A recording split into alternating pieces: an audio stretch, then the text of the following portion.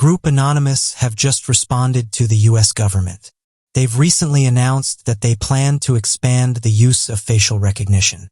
It's reported that nearly half of the 24 surveyed U.S. agencies said they plan to broaden the use of facial recognition. And they plan to do this by 2023. According to a report by the U.S. Government Accountability Office, they revealed that the U.S. agencies plan to use the system more than what they already are, saying that although they've received backlash over facial recognition, they still plan to go ahead with this. This caught the attention of Anonymous, who have been very vocal, with one Anonymous member writing the following: "This technology is much more advanced than what people realize. We live in a society that's hyper-focused about revealing the smallest details about one another. It's so easy to track someone in the modern day. But one way around this was going out in public and walking amongst other people. But even that has now slowly been taken away from us. We're all being tagged. No one can remain anonymous in this day and age. As facial recognition becomes more common, the risks also increase. A number of disadvantages comes from this. For one, there's the lack of permission from those who have been scanned, and not knowing where this information will end up. The minute the software is able to catch a clear photograph of your face, something that won't be hard to do, you're marked. We need to ensure that this is regulated and that companies don't take advantage of everyday people." End quote. A recent report mentioned that federal agencies are happy with this text and state that they're now looking at how they can expand the use of facial recognition in the future. The agencies also said that they plan to invest a large amount of money in order to research and develop this tank. Officials in Britain also said that they will be introducing new cameras that have built-in facial recognition artificial intelligence, noting that these will be placed across a number of locations in public spaces. Private campaigners have said that we need to fight back against these installations, and that everyday people should be able to guard in public without having their faces scanned and logged.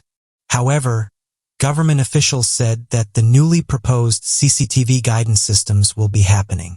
The Home Office hit back the comment, though, and said that these cameras will help the police force, and that it should give the public more confidence in going out. Some comments have been picked up on by some people, though, one of which was that a government official said they will delete and use data, and said that they wouldn't use any of this information without authorization. But as you can imagine, many people didn't buy into these comments, with some saying that this huge database is with people's information that's being logged. Mr. Porter, the former surveillance camera commissioner, said the following: "I really don't think it provides a great deal of guidance to the public, as we know how the technology will be deployed." End quote. Liberty Law and Megan Golding said the following: "1 year since our case led the court to agree that this technology violates our rights and threatens our liberty.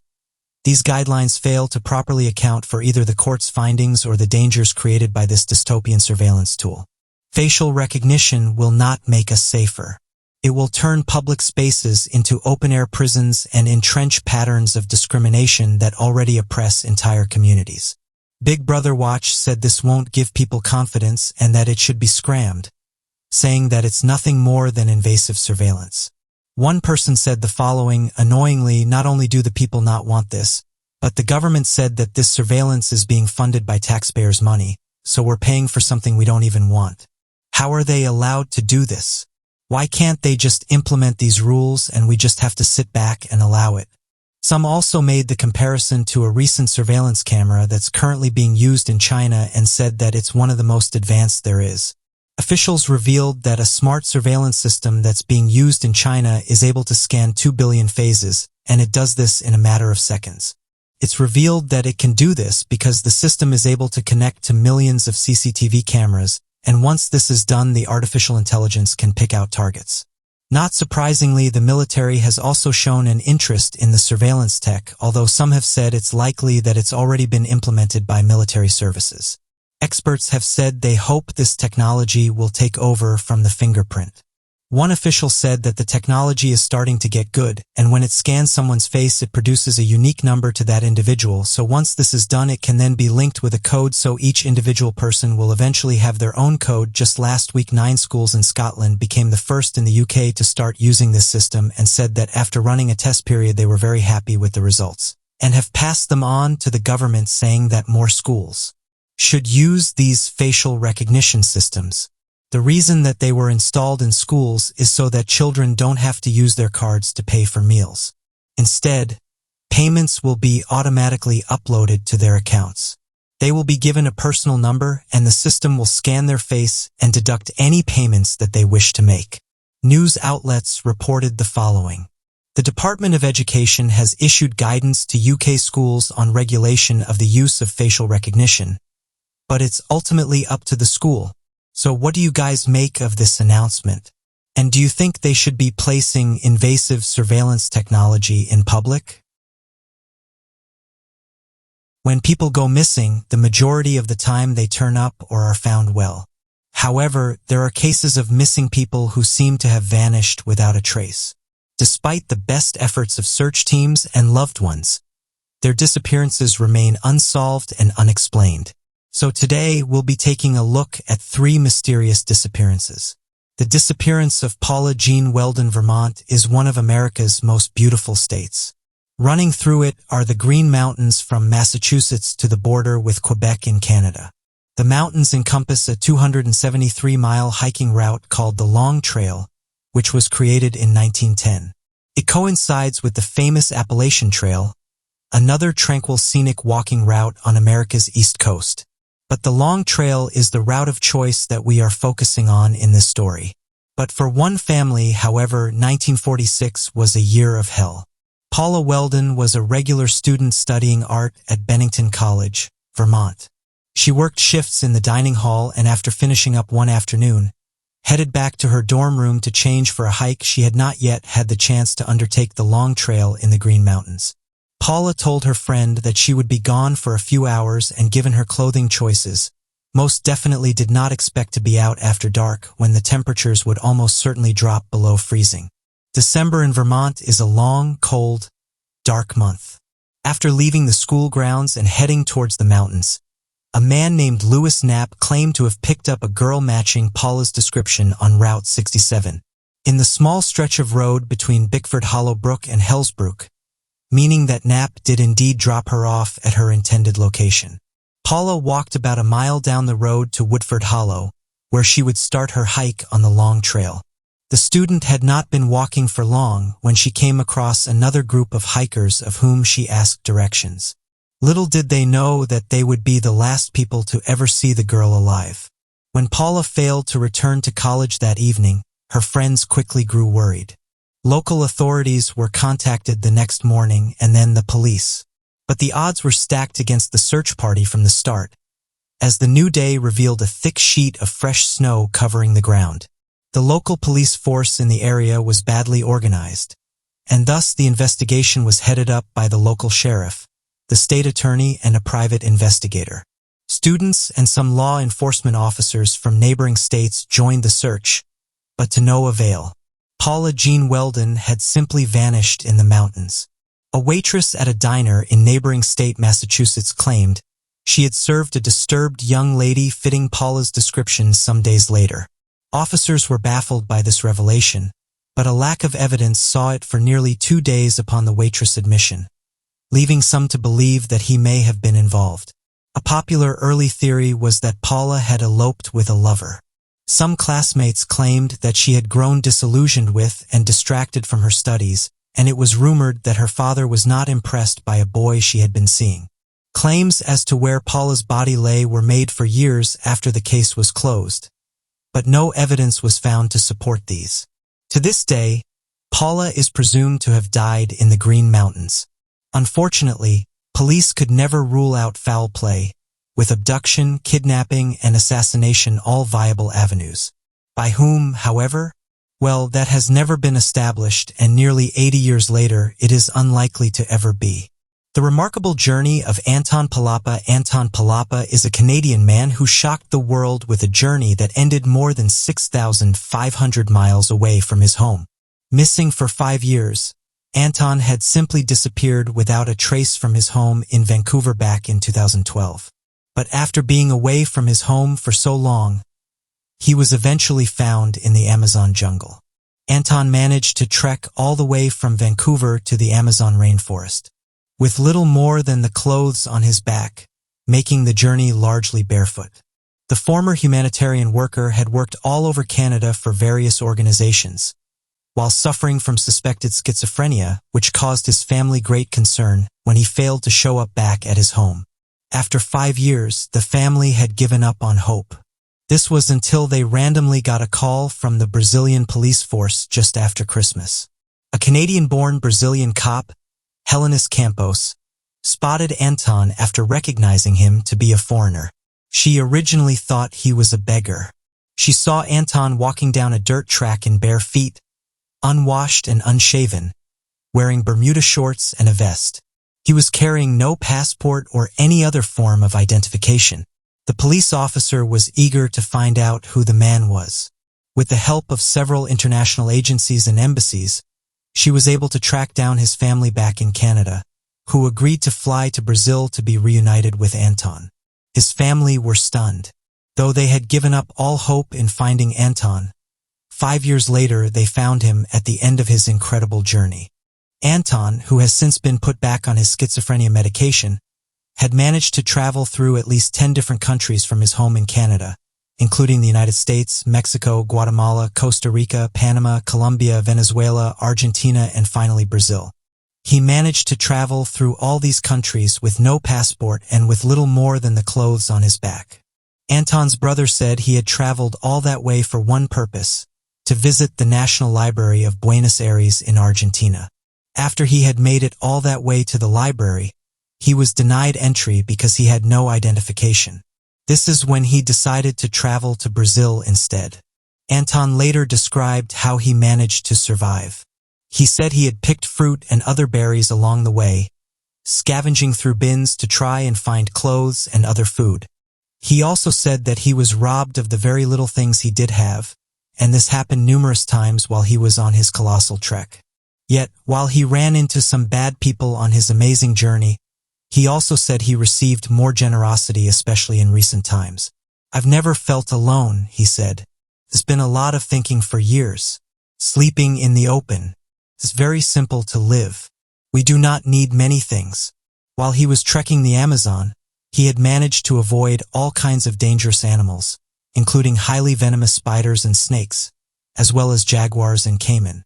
After spending 5 years on the road, however, once Anton had been transferred to a Brazilian to await his family's arrival, his brother claimed that Anton's health began to deteriorate. He had spent years surviving off the streets and nature, and found it hard to adapt to life indoors. His family arrived and Anton began to regain his health after seeing his family once again. His brother said, "We got him just in time." Anton went on to tell the BBC, "I know that I am very lucky to be alive. I am very happy to be able to return to my family." Despite having spent so long in South America, he still can't speak any Portuguese or Spanish, and found it very difficult to have any other human interaction during his time on the road.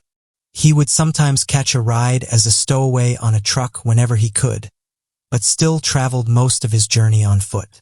Now Anton has since returned to Canada to live with his brother, sister-in-law, and their children in downtown Toronto. His story is one of hardship and inspiration. George Allen Smith IV disappeared on his honeymoon. George Allen Smith was only 26 years old when he set out to a honeymoon aboard a Royal Caribbean cruise ship with the love of his life, Jennifer. What was supposed to be an adventure of a lifetime filled with everlasting love resulted in pure disaster. As soon as their ship, the Brilliance of the Seas, was sailing in waters between Greece and Turkey, the newly wedded groom disappeared overboard.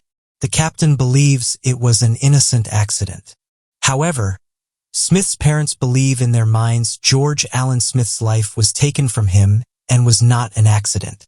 Immediately, they set up a $100,000 reward for whoever could reveal anything about a perpetrator.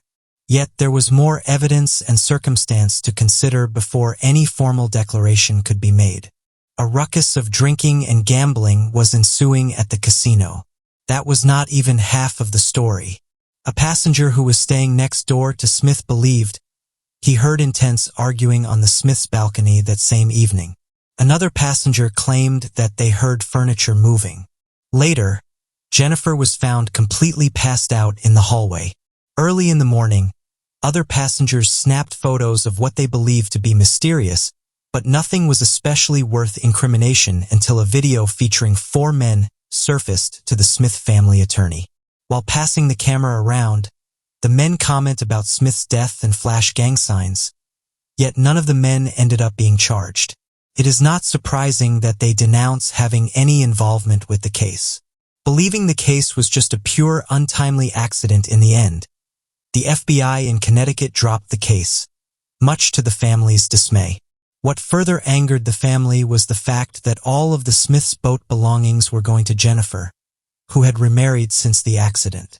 In a Facebook post, they expressed their anger about how her whereabouts during his death was unknown, and that she was trying to stop them from finding out what really happened that day.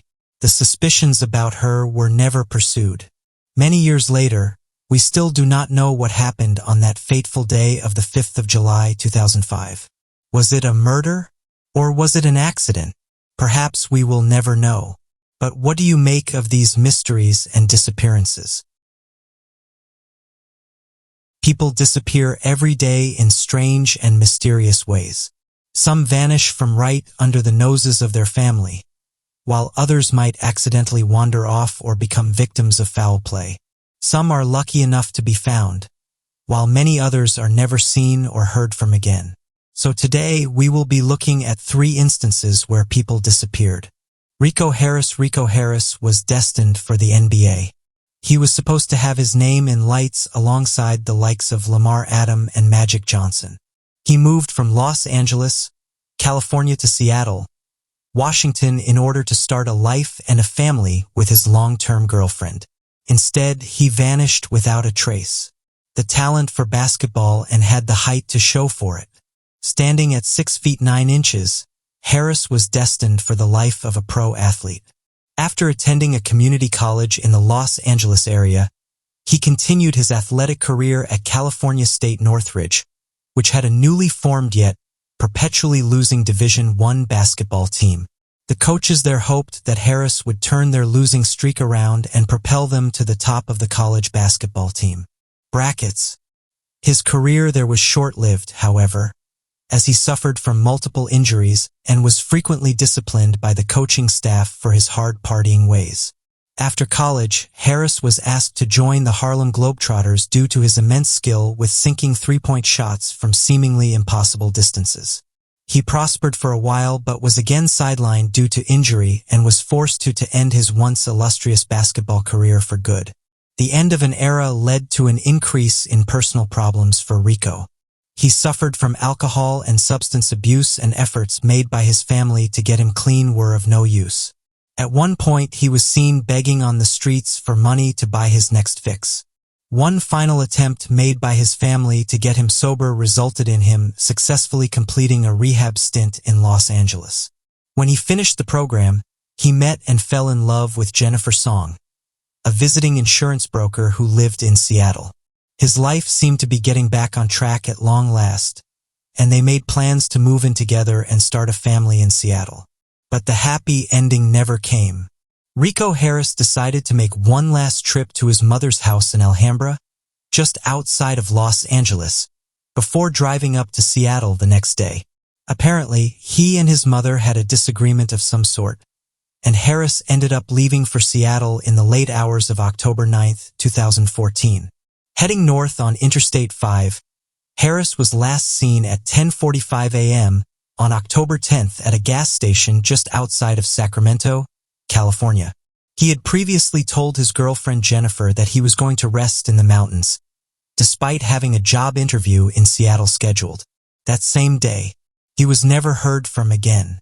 Several days after his disappearance, investigators found his black Nissan Maxima parked in the lot of a country park in Yolo County, California.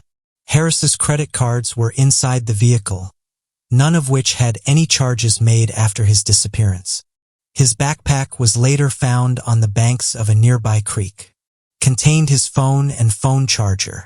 Investigators looked through the contents of his phone and found videos and selfies that Harris had taken the night of his disappearance, but they all showed Harris displaying happy, unconcerting behavior, like singing along to some songs and remarking on the beauty of the scenery around him.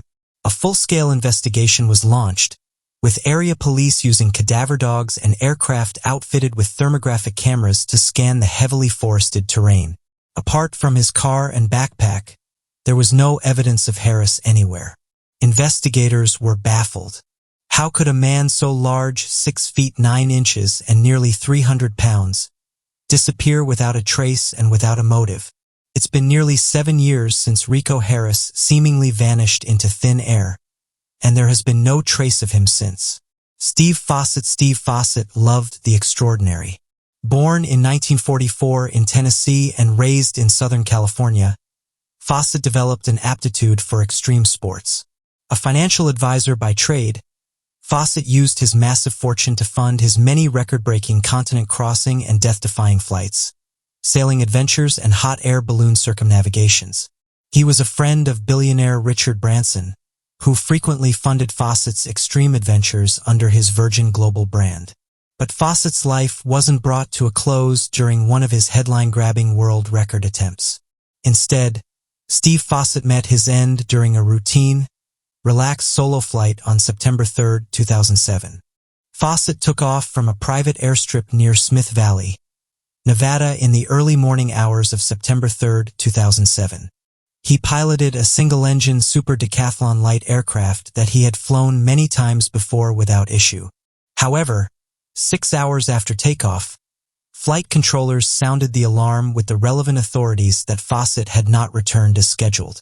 A massive search commenced covering nearly 20,000 square miles of the Sierra Nevada mountain range. The Sierra Nevadas are known for being extremely rocky and inaccessible in many areas, so most of the search had to be done by federal aircraft dispatched by the Federal Aviation Authority and local law enforcement. Richard Branson donated funds to aid the search, as well as hotel magnate Baron Hilton, who owned the airstrip that Fawcett had taken off from. The search spanned multiple law enforcement agencies, as well as private volunteer groups, and was estimated to have cost nearly $2 million. At the time, it was the largest federal recovery effort launched in the history of the United States. Despite the magnitude of the search, Fawcett was never found and was legally declared dead mere weeks later.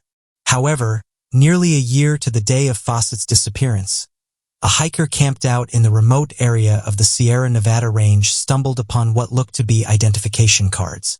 Upon further inspection, the cards turned out to be Fawcett's driver's license and his Federal Aviation Authority identification. An air search was quickly launched with planes scouring the area within hours of the hiker's discovery.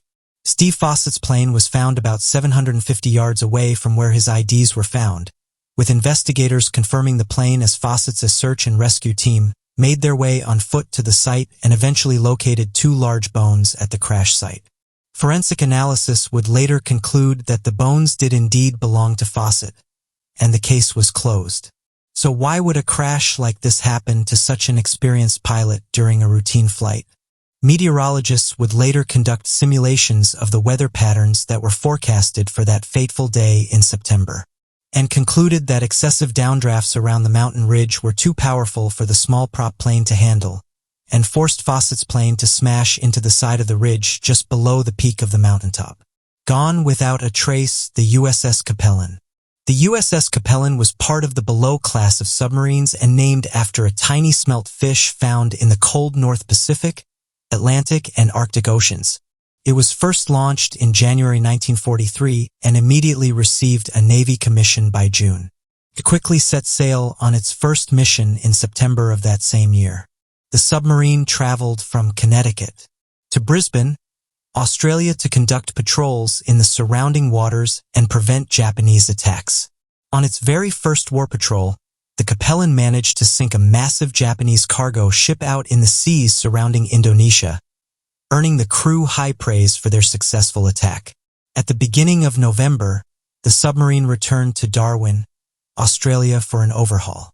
It required some corrections because there were slight defects in the radar and hatch mechanisms, and certain parts were making too much noise. Within a week, the Compilation was back out in the water and set off for its second patrol. This time, The officers monitored the trade routes through the seas surrounding Indonesia and the Philippines. The task was to observe, engage if necessary, and return during the cover of night on the 6th of December. While they were out at sea, they came within sight of another American submarine, the USS unaware that it was a friendly vessel. The Capellan dove to escape, so the commander quickly sent a sonar message relaying his identity. The Capellan acknowledged the notice and identification, but nothing further. Continued with its dive and patrol mission. That interaction was the last known contact of the submarine Capellan. Investigators discovered the only attack reported in the area was in Japanese records by one of their mine layer vessels near Indonesia. The report specifically stated that the submarine attack produced many black oil and water columns filled with wood splinters. Researchers and the Navy only later discovered that the Japanese had placed minefields in the areas that the Capellan had been monitoring. They suspect that a mine explosion had destroyed the submarine. The submarine and her crew received a battle star for their service because, despite having been in commission for only half a year and one patrol, they managed to sink over 3,000 tons of enemy shipping. There has been no search for the wreckage and no trace of the submarine or its crew. So the Navy listed the USS Capellan as lost with unknown cause. But what do you make of these three stories? We all go about our daily lives, sometimes forgetting that we're on a tiny rock traveling 2.2 million kilometers, or 1.3 million miles per hour. It's an uncomfortable truth that we are vulnerable within the universe. It's a fact that asteroids approach the Earth every year. There's never a guarantee of total safety, and it's just a matter of sheer luck as to whether we are directly hit. We'd have as little as 20 years warning. It's hoped that Earth's largest space agencies and scientists could combine forces to create missiles to destroy the asteroid before it reaches our atmosphere. However, the chances of the succeeding may be rather slim, and it would be years before we could tell whether or not this idea was successful. Therefore, it's likely that alternative survival strategies would be formulated in the event of missiles failing to intercept the asteroid. In fact, a recent study was conducted a few days ago on the 26th of April, revealing to NASA that even the most powerful missiles would not be able to stop a large-scale asteroid colliding with Earth. This simulation showed scientists that the asteroid would be hardly affected, and that 6 months is not enough time to prepare a spacecraft to take out the asteroid. The test was called the Space Mission Options for the Hypothetical Asteroid Impact Scenario. And Lindy Johnson, NASA's planetary defense officer, said the following: "Each time we participate in an exercise of this nature, we learn more about who the key players are in a disaster event and who needs to know what information. These exercises ultimately help the planetary defense community communicate with each other and with our governments to ensure we are all coordinated should a potential impact threat be identified in the future." End quote. Dr. Paul Chodos said the following: "Hypothetical asteroid impact exercises provide opportunities for us to think about how we would respond in the event that a sizable asteroid is found to have a significant chance of impacting our planet. Details of the scenario, such as the probability of the asteroid impact, where and when the impact might occur, are released to participants in a series of steps over the days of the conference. Simulate how a real simulation might evolve." End quote. We have been hit by a number of asteroids in recent years.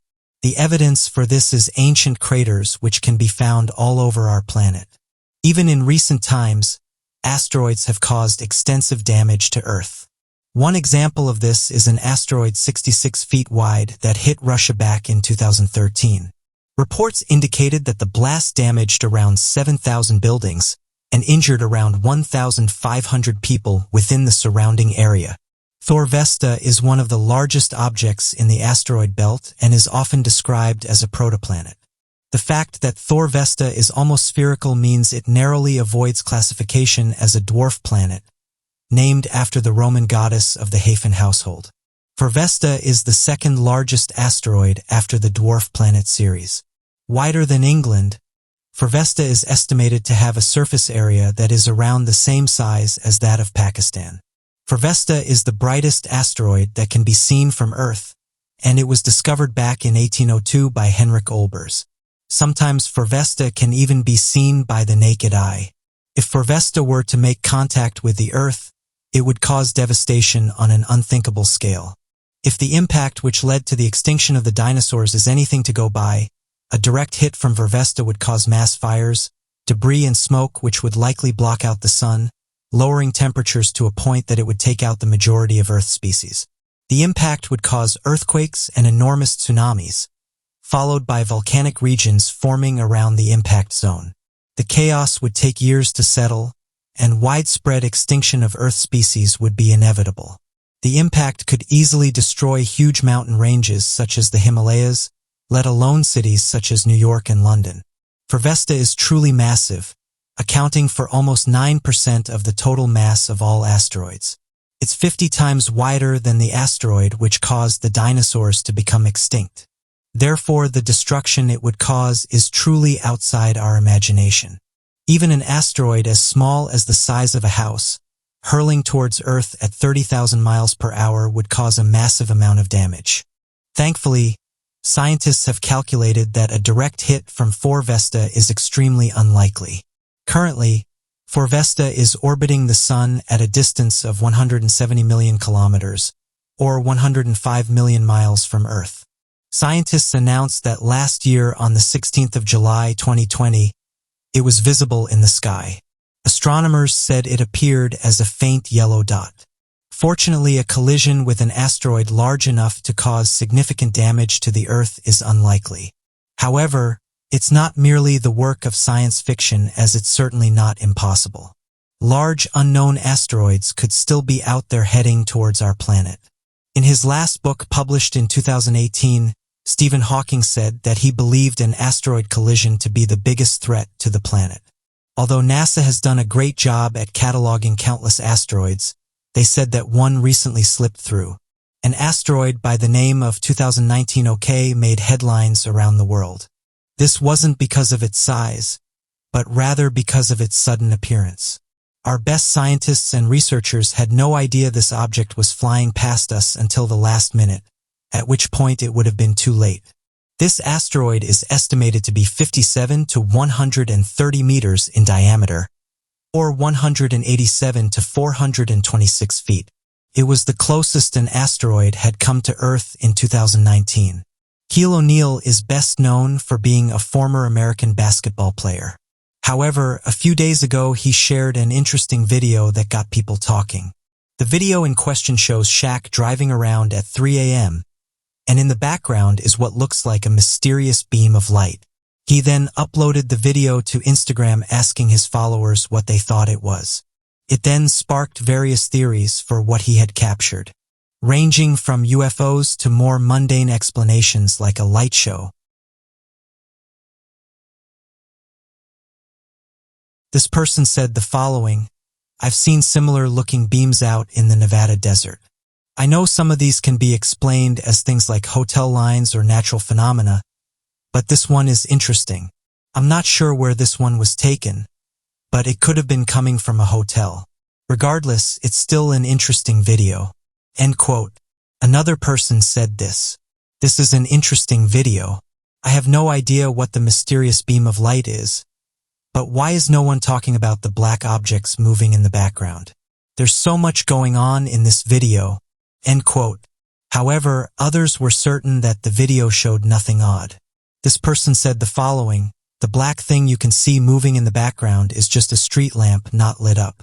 There's also other light anomalies in the video that can likely be explained as lens flares. The beam of light is of interest, but there's likely an easy explanation for it. Interestingly, this isn't the first time that a strange beam of light has been photographed. Last year, various photographs started to make the rounds on social media, showing strange beams of light. Interestingly, these strange beams of lights had been showing up in various places across the world, and this has caused several eyewitnesses to give their opinions on what the lights could be. One man said the following: "While on the way to work, I saw what appeared to be a giant beam of light open up in the sky. This light wasn't the same as the natural light piercing the clouds. It was massive and really bright. I got distracted while heading to work, which eventually caused me to be late, but I couldn't miss the opportunity to see this mysterious light. I have no idea what it is, and I could also see other drivers pointing it out as they were driving by. It was like something from a movie. Interestingly, this isn't the first time these strange beams of light have been reported. Last year, residents in Rockwell, Texas reported giant booms and lights in the area. Those who witnessed the event said it illuminated the sky, and that it didn't just happen once. Skeptics suggested that what people were reporting was just the sun shining through the clouds. But residents countered this and said if this was the case, then the beam should have spread to the horizon. But in this case, it didn't. It was very direct. Various photographs then started to reach social media, where thousands of people started to give their opinions on the mysterious lights. One resident said the following: "As I was driving, I noticed this distinct light coming from the sky. Caught my eye as it didn't look natural. I'd never seen anything like it before. I had my mum in the car and she was surprised as well. The beam of light was very distinct, and it didn't look like it was the sun coming through the clouds." End quote. Another witness said the light certainly did look weird, but I think I've seen something similar. We call these God rays, but they do usually have more light rays than this. This one seemed to be one giant one. End quote. Scientists have come forward with a possible explanation. They've suggested it could be an antisolar ray. These rays are parallel shafts of sunlight from holes in the clouds, and their apparently odd directions are a perspective effect. As of right now, more of these photos are being shared around, with some of the most recent ones coming from New York. Again, these lights are similar to the ones that's been reported, but are noted as being larger. Oddly enough, those who have looked into these reports have said they've even been seen close to the International Space Station, with one researcher saying they were watching the International Space Station live cameras when they saw a large red beam of light come from an object. When the image was shared, people couldn't agree on what had been captured, with some people saying it was likely a camera anomaly, while others went down the route of suggesting that it could have come from an unidentified flying object. UFO researchers pointed out that in the photograph you can even see a large circular object, and this appears above the beam of light, saying that the reason they suggest it's a UFO is because every other week strange objects can be seen close to the space station. As of right now, NASA and other space agencies have denied that UFOs have been seen close to the ISS, but amateur researchers who spend countless hours watching the live cams disagree. Between the years of 1998 and 2020, countless people have gone missing. The sad thing is that many of these cases remain unsolved. One of the most recent reports detailed the disappearance of a woman named Watiba, and she lived on Munar Island. After being reported missing, her sister decided to search the air in the hopes of finding her. She came across her sister's shoes and noticed some footprints that led into the nearby forest. She said that her sister had been worried about the local boar, as they sometimes go for people, and said that at the time of her disappearance she was checking up on her crumbs. After reporting her sister missing, over 100 locals joined the search, which allowed them to cover more ground. It was during this search that a chilling discovery was made. Around half a mile from our home, one of the locals found a reticulated python, and it was very swollen. The group took the snake back to the village, and once they opened it up, they found the woman inside. Unfortunately, she had passed away. The reticulated python is found throughout Asia and holds the record as being the largest snake in the world. The average size is between 4 and 7 meters. Although according to the Natural History Museum, the longest reticulated python ever recorded was found in 1912 and measured 10 meters or 32 feet. There have been a few reported cases of these snakes going for humans, although wildlife experts have said they will normally go for much smaller animals. Experts, though, said it's important to keep in mind that reticulated pythons rarely go for humans. Has only been a half or F cases where this has happened, but noted that if the snakes are hungry and a human happens to be close by, it will attack. The reticulated pythons are constrictors, meaning they take out their prey by squeezing them. Professor Harry Green said the following: "It would be extremely difficult for me to save my life without help. It wouldn't take very long and it would be awful." End quote. Pythons are some of the most powerful snakes on the planet. They are non-venomous, meaning that the only way they can take out their prey is by squeezing the life out of them. Interestingly, wildlife researchers have said this method only works on warm-blooded animals, with them saying that when observed in the past, this method has little to no effects on cold-blooded animals. According to National Geographic, a boa constrictor was observed squeezing an iguana for over an hour.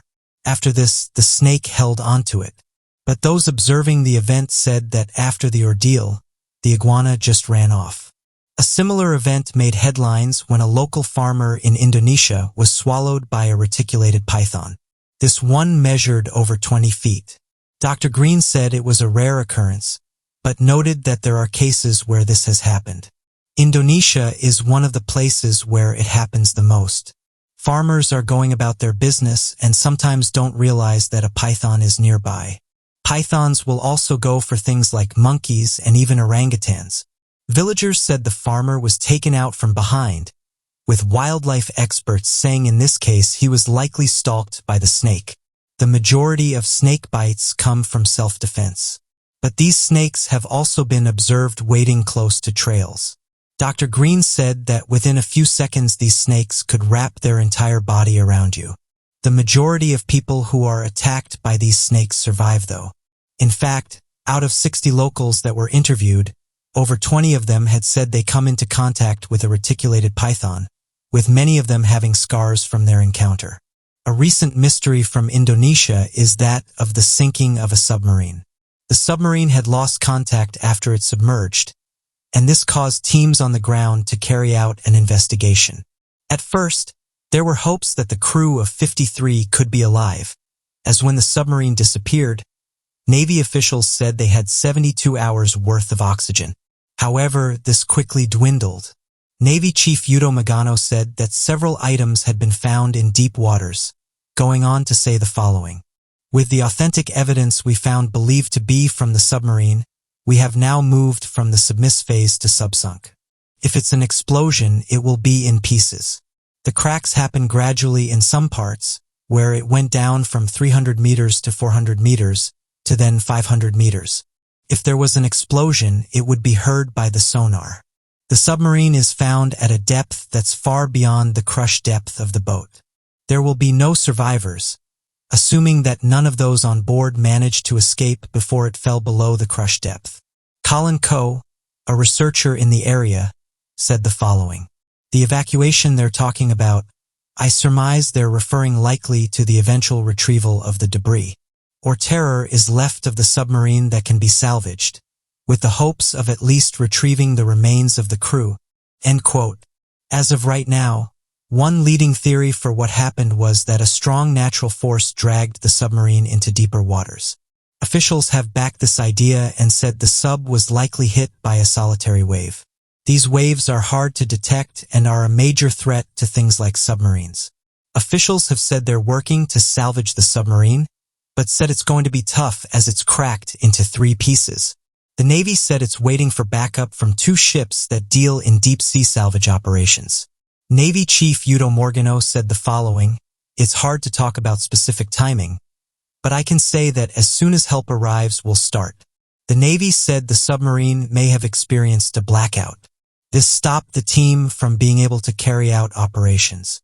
So what do you make of these stories? The vastness of our universe and the space surrounding us leave scientists with countless questions. They are constantly attempting to delve further into the unknown expanse that stretches endlessly past our atmosphere and discover what lies beyond the realm of our understanding. But these discoveries do not always solve matters, as frequently they are so strange and mysterious that they only create more questions than they answer.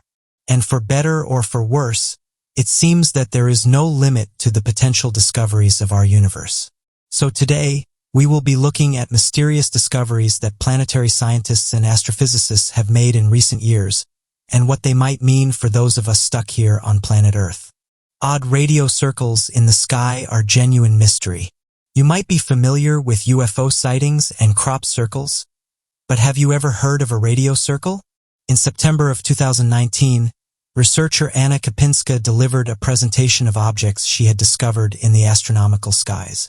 There were a number of odd things that Kapinska recorded. These objects did not seem to fit into any category she was familiar with, and quickly began noting down their characteristics. One of these objects was an image of what appears to be a strange circle of radio emissions. Similar in appearance to a ghost's ectoplasm, the spooky sphere was unlike anything Kapinska and her colleagues had seen before.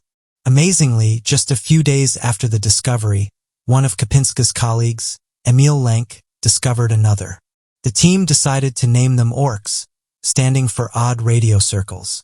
The discoveries had been made thanks to the Evolutionary Map of the Universe, or EMU project. The project is run with CSIRO's Australian Square Kilometre Array Pathfinder, or ASCAP telescope. The EMU project is tasked with peering into and plotting vast swathes of the observable universe that we have yet to see. The ASCAP telescope is well suited to this, and it can cover much greater ranges of the skies than other telescopes, and can take images at much greater distances. Since the project was centered on areas of space that had yet to be observed, the researchers expected to find something during the run of the project. Surprisingly, these strange radio circles were found almost immediately and were found manually by the team. The team confirmed that the objects weren't just a glitch in the telescope's imaging software by using other telescopes to look at the same astronomical position. Puzzlingly, the scientists are unable to determine just how large the orcs are and what distance they are from Earth. Ray Norris, one of the team's researchers, said, "They could be objects in our galaxy perhaps a few light years across, or they could be far away in the universe and maybe millions of light years across. For now, the only thing that the team knows is what the orcs are not." The team managed to rule out a number of possible causes for the circles, including remnants of supernovae, evidence of galaxy formation, and Einstein rings. What is so exciting about this discovery is that the team themselves described it as a genuine mystery. Many astronomers dream to discover something so unlike anything we know to exist in the observable universe, but now they are discovered. The real work begins in trying to decipher what exactly these strange rings are and how they fit into the complex landscape of the universe. Stephen Hawking warns against contact with alien civilizations. During the last few years of his life, the famed physicist Stephen Hawking repeatedly warned humanity of the impending dangers we would face if we made contact with alien life forms. Hawking claimed that other life forms would try and destroy human civilization, but despite his allegation, he also helped to launch efforts to search for other intelligent life forms in the universe. When discussing the topic of finding other civilizations, he frequently referred to the history of humanity, as so often we've mistreated and even wiped out less advanced civilizations, so why would alien life forms not do the same to us? Despite this, however, it seems that his desire to seek out other life forms was greater than his fear. He was part of a new initiative called Breakthrough Listen that intended to listen for alien signals in the universe without broadcasting a own. Many scientists have voiced their concerns about broadcasting signals from Earth to other planets. The second breakthrough initiative is Breakthrough Message, which launched a competition with a $1 million prize to try to encourage members of the public to come up with ways in which we could send messages out into the cosmos in the hopes of contacting alien life. Though there are currently no plans to broadcast the signals, the competition will run purely out of curiosity for the moment. Hawking spoke about his fear at a breakthrough event, stating, "We don't know much about aliens, but we know about humans.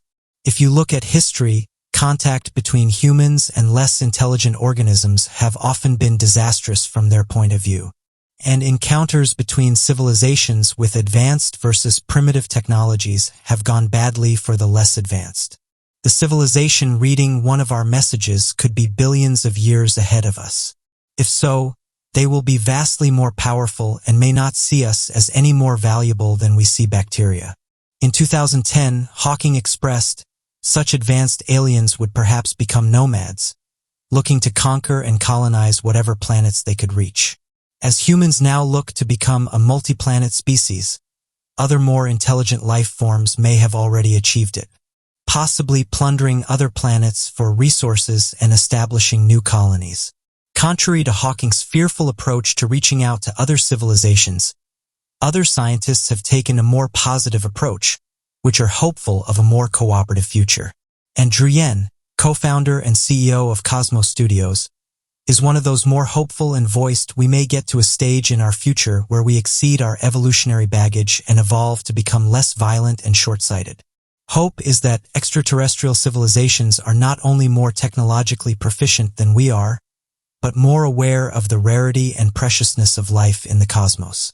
Jill Tata, former director of the Search for Extraterrestrial Intelligence, also expressed more positive opinions about contacting alien civilizations. While Sir Stephen Hawking warned that alien life might try to conquer or colonize Earth, I respectfully disagree. If aliens were to come here, it would be simply to explore. Consider the age of the universe, we probably wouldn't be their first extraterrestrial encounter either. If aliens were able to visit Earth, that would mean they would have technological capabilities sophisticated enough not to need slaves, food, or other planets.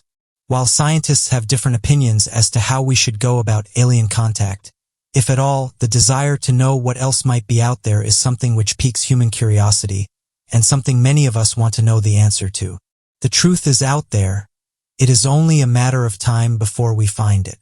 7 Earth-like planets found in TRAPPIST-1 system. What's better than finding a planet that could support life? It's finding several planets that could support life and could very well have extraterrestrial organisms on them. This is exactly what NASA achieved in 2017 when it announced that it had discovered 7 Earth-like planets orbiting the ultra-cooled star TRAPPIST-1. According to astronomers, it is absolutely mind-blowing that a single star system could host 7 Earth-like planets, all within the habitable zone. The host star is about the same size as planet Jupiter in our solar system. This fascinating star system is located at a distance of 39 light-years in the constellation Aquarius. The star is estimated to be 500 million years old, and according to astronomers, its properties are such that it will far outlive the Sun in our solar system. Researchers are now studying the various properties of these exoplanets. They have already calculated the orbits of these planets. According to researchers, some of the planets in the system could have as much as 5% of their mass in liquid water form.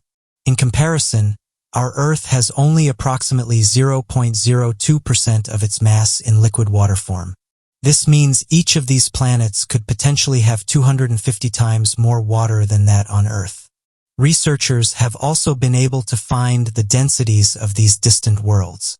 It is estimated that the density of these planets is around 0.6 to 1 times that of Earth's density.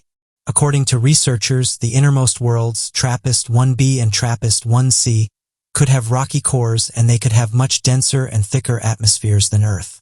Researchers believe that these 2 exoplanets could have dense, thick, and steamy atmospheres because of the heat received from their host star. The other exoplanets in the system could be covered with ice because of comparatively lower heat received from the host star. Researchers believe that TRAPPIST-1d is the lightest planet in the system, and its low mass could be a result of a large atmosphere, a huge ocean, or a frozen layer of ice. That although they could have some liquid water, there is more chance of them having a completely frozen surface. Also, they have thinner atmospheres, and chances are that they lack the heavier molecules present on Earth. Although all 7 planets are within their habitable zone and look similar to Earth, one planet in particular has shown quite similar characteristics to that of Earth. Researchers have also found that the energy that this planet receives from its host star is almost equal to the energy that Earth receives from the Sun. Astronomers at the University of Warwick present the first direct evidence of white dwarf stars solidifying into crystals. Another amazing space-related discovery was made in 2019 when the astronomers working at the University of Warwick found evidence of white dwarf stars solidifying into crystals. White dwarfs are stars like our Sun that have died long ago. The recent study has shown that these stars have a core of solid carbon and oxygen, and because of a phase transition in their life cycle. This phenomenon is quite similar to the phenomenon of water turning into ice. However, with stars, it happens at much higher temperatures. These new insights have led the scientists to believe that the white dwarfs could be much older than they were previously thought. In fact, they could potentially be billions of years older than previously thought. White dwarfs are amongst the oldest objects in our universe. Scientists have been using these stars as cosmic clocks in order to estimate the age of the neighboring stars. During the recent study, scientists observed 15,000 white dwarfs located within a distance of 300 light-years from Earth. According to researchers, it is the first direct evidence of white dwarf stars solidifying into crystals. Now, researchers believe that all white dwarf stars crystallize at some point in their life, that our Sun will also become a crystallized white dwarf after approximately 10 billion years. NASA visualization shows a black hole's warped world. Black holes have been a matter of speculation and research for quite some time now. Researchers have spent a huge amount of time trying to understand their chemistry and physics. However, the vast distance and lack of technological advancements have proven to be major hurdles. Still, astronomers have been able to find out a lot about these mysterious giants that seem to defy the laws of physics. Recently, NASA scientists created a new visualization showing a black hole's warped world. The visualization illustrated how the gravity of a black hole distorts our view. This stunning visualization simulates the appearance of a black hole in a state where the infalling matter collects into a thin hot structure, known as the accretion disk. The extreme gravity of the black hole skews the light emitted by various regions of the accretion disk. This, in result, produced the misshapen appearance of a black hole. Various studies conducted during recent years have given new insights into the properties of black holes. Researchers first discovered a black hole in the 1960s. However, at that time, they did not know what it was exactly.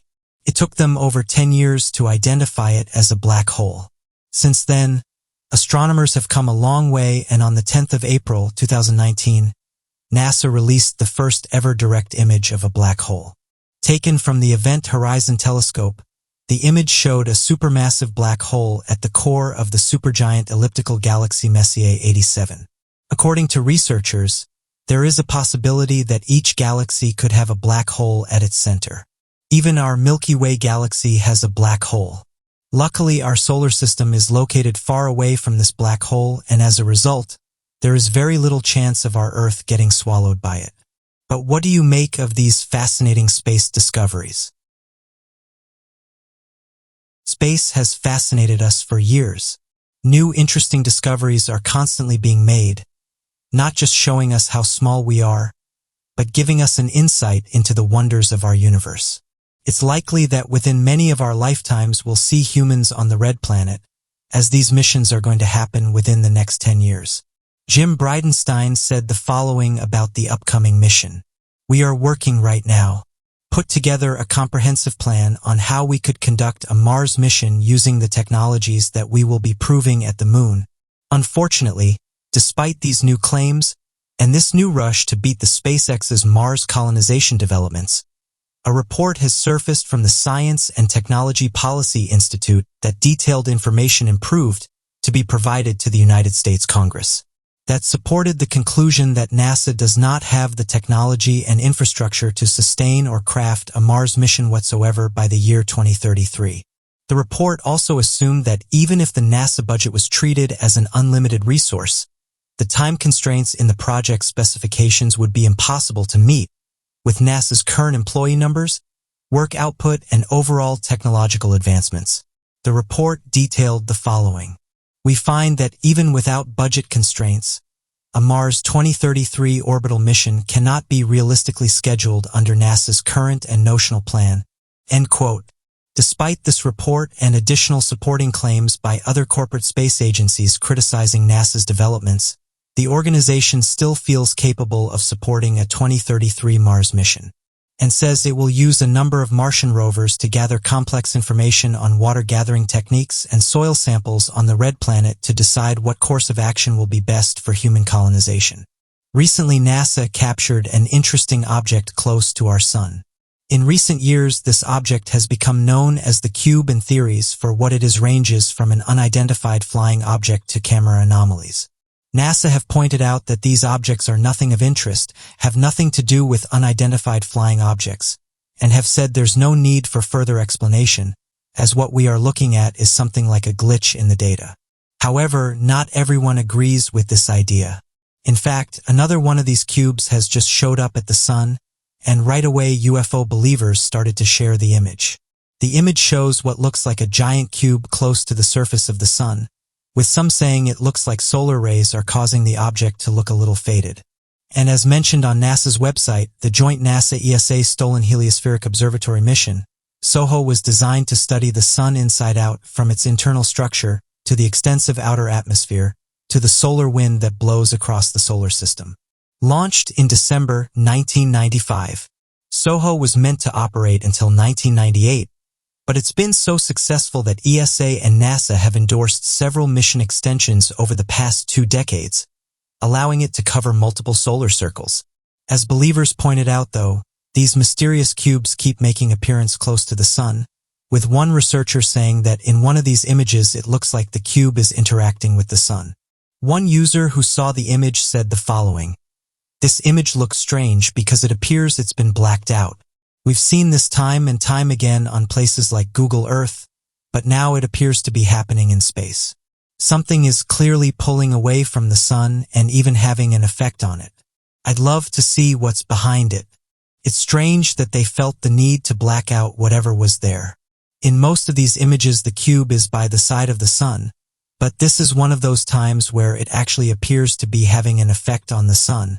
Others went on to share more images of these mysterious cubes, pointing out that others appear to be embedded inside the sun, or even interacting with it. As of right now, UFO researchers have said they think these crafts are not from this world, and could even be monitoring our planet and watching human civilization. Interestingly, those who have studied these anomalies have said this 2 different times. You have this one that looks kind of transparent and cloaked, then the other version that looks like a giant black cube. UFO researchers have said the large transparent cube has a kind of cloak on them. That means it's harder to see them, whereas the black cubes aren't actually a cube, but were actually placed there in order to hide something behind it. Those who have used measuring tools have suggested these giant cubes are hundreds of miles in length. Skywatchers go on to say it's not just the sun where these large objects are seen, but they've also appeared close to our moon as well. As mentioned, amateur researchers who have measured it have said it's massive. But what do scientists make of these anomalies? Firstly, they've said that what people are seeing is definitely not an extraterrestrial ship, and that sometimes space debris can take on different shapes that makes it look like something is not. NASA and other space agencies have said they presented evidence to back this up, and note that although they look impressive, when NASA scientists have looked at them, they've always turned out to have a mundane explanation. According to one scientist, they noted that many of these images show these anomalies, and all that people are seeing is glitches in the software, and that it has nothing to do with UFOs. NASA backed this up and said that out of the hundreds of thousands of photographs they've taken, they've never once captured an unidentified flying object. Further saying that another thing that could explain what people are seeing is that of space debris, and when this flies in front of the camera, as it gives off the illusion that something is there when it isn't. A Freedom of Information Act was sent to the North Wales Police and asked for details about mysterious creatures, dogmen, and other strange canine creatures that may have been encountered within the area. Although this seems like a strange request, and one that likely wouldn't reveal anything, it turns out the North Wales Police admits there's been over 10 reports of dogmen encounters in which the police have gone on to investigate. The dogman cryptid is more commonly known in the United States, where the majority of encounters happen. However, in recent years, residents in the United Kingdom have come forward with their encounters, stating that large humanoid creatures have been seen throughout the area, and noting that they seem to look like a giant wolf, have the ability to walk on 2 legs, are extremely fast, can jump high, and are very elusive. These encounters, of course, uncrittered researchers to suggest that the dogman isn't just seen in the United States, but rather all across the world. Interestingly, when you start to research the topic, various different accounts and legends tell of these wolf-like creatures. The police said they had investigated upright walking canine creatures, werewolves, and dogmen, but said they didn't find anything in their reports, and these incidents shouldn't be taken seriously. The document states that these investigations came under large canine and wolf reports, upright canine reports, bipedal canine reports, werewolf reports, dogman reports, and hyena-like canine reports. Residents in the area have been reporting these dogman-like creatures for some time now, and although the police only released this information due to a Freedom of Information Act, it just shows that people are worried about these things and are reporting them to the police. One person described the creature as looking like a large wolf and said that she encountered it while she was driving home. Although she didn't give a specific region, she said the encounter happened somewhere in Wales and that she has no idea what it was. Going on to say this thing was easily over 6 feet in length and that it was completely covered in hair. Researchers who have looked into these accounts have said that dogman sightings have also been reported in England. These go back to the 1600s. A researcher said that one eyewitness saw a dogman back in 1995, saying that a security guard was working a night shift and reported seeing a large werewolf-like creature running around. Investigators were called in to check out the area, but only found a caravan park, although they did note that a tree had scratches on it around 7 feet up. Locals also reported seeing the creature, saying that it was large, hairy, and had glowing red eyes.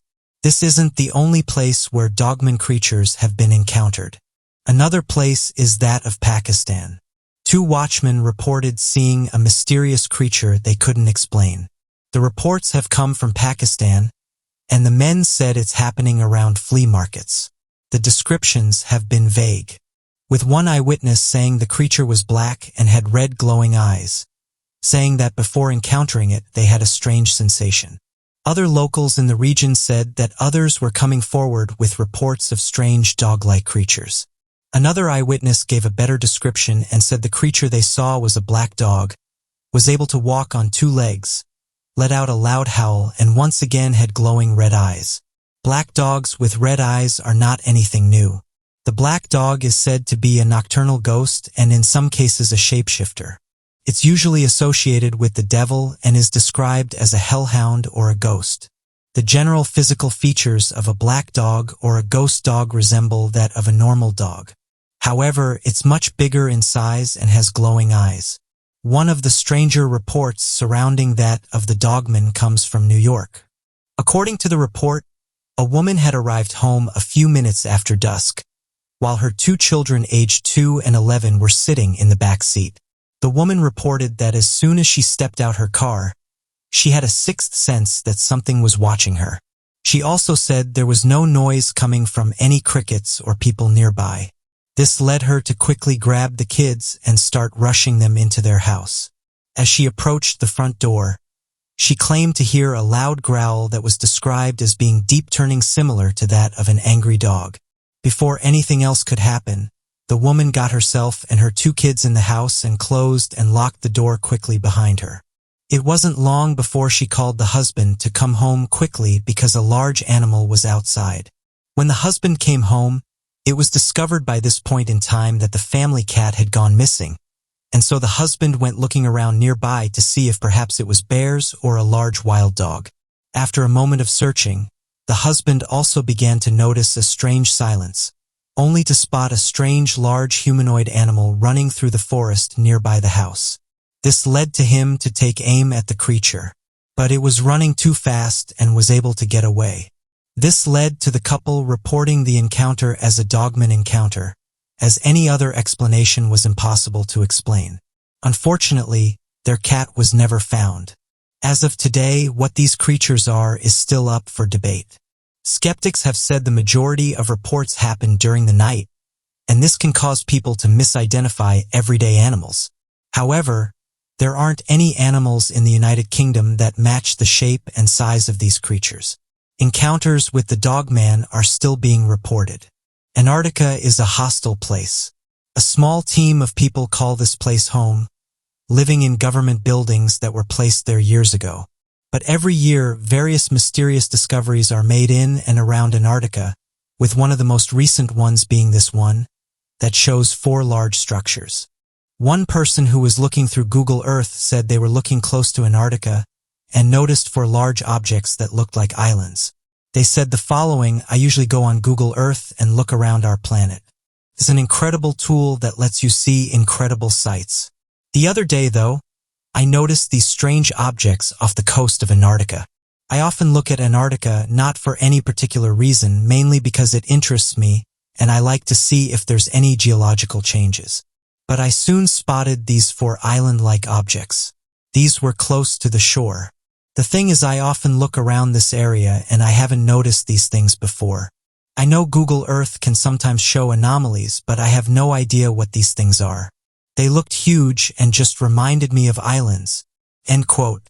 Interestingly, this wasn't the first person to point out these strange structures. Other online viewers also noticed these strange objects close to Antarctica, and soon people started to give their opinions on what they thought the objects were. One person said the following: "I have no idea what these are. Could they have been created by volcanic activity beneath the ocean? They look like phantom islands." End quote. While another person said the following: "Antarctica and the area around it are home to many strange things. There's various pyramids that can be found close to Antarctica. In fact, recently, someone found a couple of pyramids a few hundred miles away from Antarctica. There's certainly no shortage of strange things going on there." End quote. While skeptics weren't impressed and said that what we're likely looking at is something like a glitch on Google Earth, saying that in the past similar things have been found. Others, though, pointed out that due to the very strange things that have been found close to Antarctica, we should at least investigate these things further. It's not just these floating objects that have confused people. On the surface of Antarctica, various different finds have been made, some of which appear to show large-looking structures. One of these was 3 large structures that appears to have a trail to the left. Immediately, theorists started to question what these things were. Some suggested that they might have been a secret outpost, while others said that due to the ice melting, is revealed some type of ancient monolith, one that could prove that ancient humans made it to Antarctica. As of right now, though, these are just theories, and it's tough to get a definitive answer for what these things are. Another interesting discovery that was made by scientists was that of a forest. It's believed by many different researchers from around the world that the continent of Antarctica was once inhabited with a lush green forest, saying that this would have surrounded the entire area. Evidence can be found of this when looking at a team of archaeologists and researchers that led an expedition in Antarctica in November of 2016. That lasted for several months, ending in January 2017. The team found incredible evidence of ancient forests in the region. This was after locating and identifying several different traces of fertile growing lands, areas of climate change in the past, as well as large amounts of fossil fragments from ancient trees that dated as far back as more than 216 million years ago. This timeline correlates with one very important event in the past, the Permian period, also known as the greatest mass extinction event in the history of the world. Before this event, there was much more carbon naturally in the atmosphere, which created lush green forests all around the world. This large amount of carbon allowed many creatures to thrive. It also meant that our planet was able to support larger forms of animal life. It's interesting then to consider this idea that roughly 260 million years ago, the continent of Antarctica would have been a densely populated lush green forest with a tremendous variation in wildlife and ecosystems. A professor at the University of Wisconsin, known as Dr. Gobranson, argues that the continent as a whole was much warmer and even more humid than many areas in the modern day. In fact, it has overwhelming evidence that the area would have been closer in resemblance to the forests of Siberia. Additionally, at the rate of the burning fossil fuels, of which is reintroducing this carbon into the atmosphere that was lost during the Permian extinction, we will soon be reaching atmospheric conditions, once again of which will allow the continent of Antarctica to be a thriving forest. And this is said to happen within the next few hundred years. Shortly after the expedition that uncovered the fossils of ancient trees in the region, researchers were obsessed with uncovering proof of larger life throughout the area. Back in 2010, researchers used large-scale blasting to blow out layers of surface rock against the Antarctic mountainsides in an effort to uncover possible fossil layers buried deep beneath the glaciers. After several months of searching and mining for fossils, the research team uncovered exactly what they were looking for. It appeared that fossils of ancient dinosaurs inhabiting the region millions of years ago, roughly around the same time as the Permian extinction, were uncovered after going down past the layers of the glacial strait in the region. Bones of another strange creature have been uncovered that it's believed to be that of a species of dinosaur. And this one's never been found by scientists. According to their reports, the paleontologists accompanying the research team discovered a density-packed grouping of fossils belonging to different types of dinosaurs, and these were of sauropods. Sauropod skulls are incredibly rare to find, as they weren't very delicate during the life of the creature, and so a completely intact skull is rare to find in one complete fossilized piece. Luckily for the team, among the densely packed fossils were that of bones, ribs, vertebrae, arms, legs, and a complete skull. Many of these bones have already been rendered in 3D imaging that will help to preserve their finds for years to come. So what do you make of these discoveries? The leader of NASA has recently been vocal about some of the things that's happening in our sky. For the last few months, military officials have spoken about what they've been detecting, saying that more investigations are needed in order to come to a conclusive answer, but have revealed that many sightings have remained unsolved. NASA's current chief Bill Nelson did send out a message, though, saying that he and NASA hoped that these mysterious aircrafts don't belong to other countries. Bill Nelson said the following: "We hope it's not an adversary here on Earth that has that kind of technology."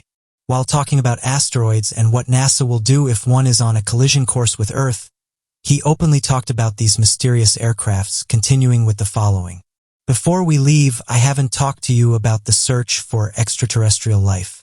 What do you think we're doing on Mars? We're looking for life. This is part of NASA's mission. That's what this telescope is going to be looking for. Are there other planets elsewhere that there is life? I know what you've seen is what those Navy pilots saw in 2004, and there's been some 300 sightings since then.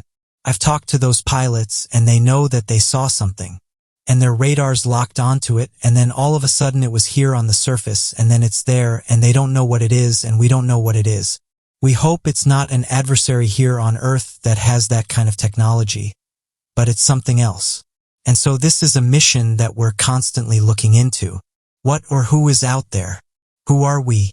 How did we get here? How did we become as we are? How do we develop?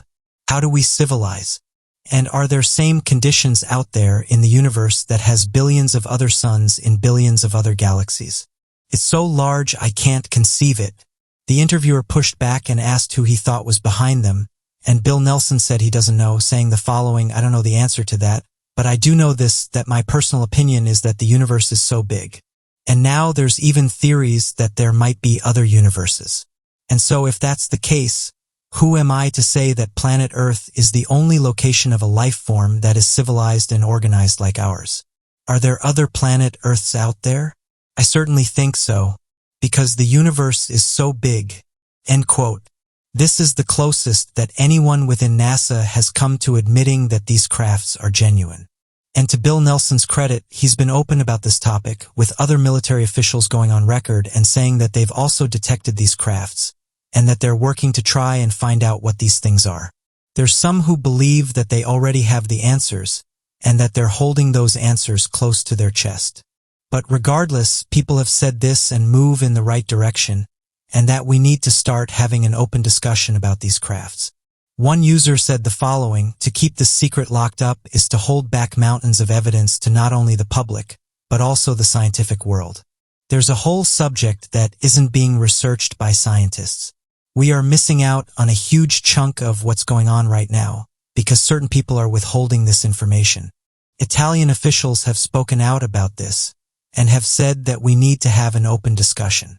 The way these crafts propel themselves, the way they've been observed controlling the electromagnetic field, and how they're able to achieve the speeds they do is something that needs to be investigated.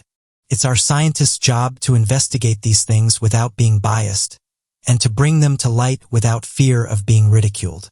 We know these things are here, we know that they're much more advanced than our jets, so it's about time that we start being honest about what's going on. End quote. Bill Nelson continued with the following during the interview: "I've asked our science mission director to propose a series of scientific goals as we look for life outside this universe. First of all, we are looking for life right now. That's why we have a probe on Mars. It's a big rover. It's as big as a Range Rover.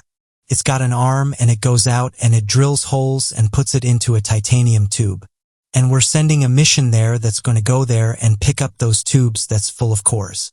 It's obvious that there's a stream that came down there in the lake bed, and we're looking for signs of life there. We are looking for signs of life as we have these telescopes.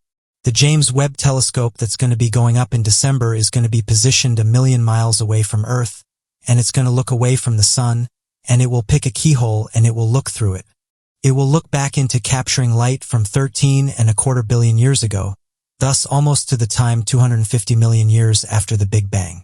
And we're going to see what we discover as it picks up another keyhole and looks in there as it tries to see planets within our galaxy. But maybe other galaxies that have a sun, and suddenly there's a dark spot moving across the sun, which would indicate that there's a planet. Then we're going to try and get the chemical composition. So I think there's life out there, yes, but I cannot limit life to just this universe. End quote. Bill Nelson has said that NASA will continue to research these mysterious aircrafts, and that he's already set up meetings with military officials in order to put something into place, and that hopefully this will help them to come to a definitive answer for what these crafts are. As of right now, all we can do is wait to see what NASA and other military branches find. So what do you make these announcements? And what do you think these crafts are? Every year people make interesting discoveries. However, it doesn't always mean that these get answers straight away. Sometimes they even baffle our best archaeologists and researchers. Something has recently happened in Indonesia that's confused many people. Photographs and videos started to appear online that showed large holes in the ground. Locals who visited the region said this happened in a graveyard. Once the photographs started to appear online, though, some noticed that something didn't seem right. One person in the area posted the images to online groups, saying the following: "This happened overnight. Who dug up this graveyard? It's a huge mystery and no one knows who did it. Loved ones have been removed from the site and there's been no answers from anyone." End quote. Another person said the following: "Grave perimeters seem pressed down and content sucked up. There are pressure cracks around them as an encircling force. There is no digging debris whatsoever left around." End quote. Others picked up on this as well, saying that if this was some kind of ceremony or ritual, there would be more debris around. After these events happen, the individuals are then placed back inside the holes and then covered up. This doesn't appear to be what's going on here. Another person said the following: "If these were dug up by someone, then the dirt should be piled up. It looks like they were taken out with a huge vacuum. This stuff is weird. It's like they just levitated up from the earth. There are no tracks around or any dirt to be seen within the immediate area." End quote. Well, this person had this to say: "Ever since seeing these images, I've tried to find out more information on them. The only thing I've been able to do, though, is talk to a few locals who seem to be just as clueless as everyone else. The thing that gets me is how clean this is. I guess this could have happened due to a type of sinkhole. But there are dozens of these holes that have been created in a similar circumstance." Another idea that I've seen people put forward is the possibility of it being caused by something like a tornado, but there's nowhere near enough damage for it to be something like that. Like everyone else said, it looks like these things have been sucked out of the ground. There's no debris nearby and no signs of mud to suggest this happened. End quote. A few skeptics, though, have said it's likely sinkholes, but as some suggested, this would mean that the coffins would still be inside the holes, but they weren't. When locals went to investigate, they said that those who were later arrested were nowhere to be seen. Many in this region are quite superstitious, so other theorists have been suggested to try and explain what's going on. For example, one woman suggested that a witch that dresses all in black is responsible for what happens. Detailed that this entity is feared by the locals and that when anyone sees her, they immediately run the other way. When these types of events happen, it just cements their belief in the paranormal and that something bad would happen if they were ever to confront this thing. As of right now, locals are said to be looking for answers for what happened. Indonesia is no stranger to mysteries and legends. Indonesia holds a strange, rich history of ghost sightings, and claims involving the recently deceased returning back to the land of the living to take on anyone who comes across them. One of the most popular stories of strange sightings involves that of the Cantalag. The Cantalag is described as being similar to that of legends surrounding a lady in white. According to a number of witness reports, the entity is a lady dressed in a long white gown that possesses long black hair and is the spirit of a woman who passed away during childbirth. The legend claims that the entity appears only during a full moon, and that if you happen to be too close when she arrives, she will dig her long fingernails deep into your stomach and begin to devour your organs as you're still alive. The only way to know if the Kunstlack is nearby is if you hear the sound of a baby crying, or a dog whining.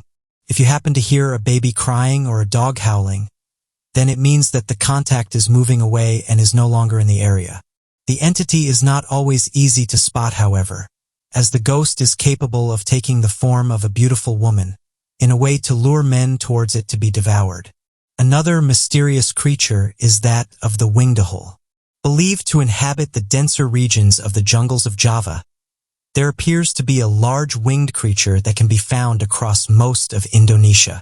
The creature is known as the Wingdahul, and is thought to be by many a possibly undiscovered large bat species native only to that region. The first reported encounter with the creature came from a man known as Dr. Ernest Bartels. This happened back in 1925. The doctor claimed that he was on the slope of the Salak Mountains, studying the many diverse life forms when he witnessed a massive bat-like creature fly above him. The creature was described as the doctor as being 28 feet in length and as having the face of a chimp. Additional reports of the creature have been made in the modern day, with some reporting that the villagers and hikers on expeditions.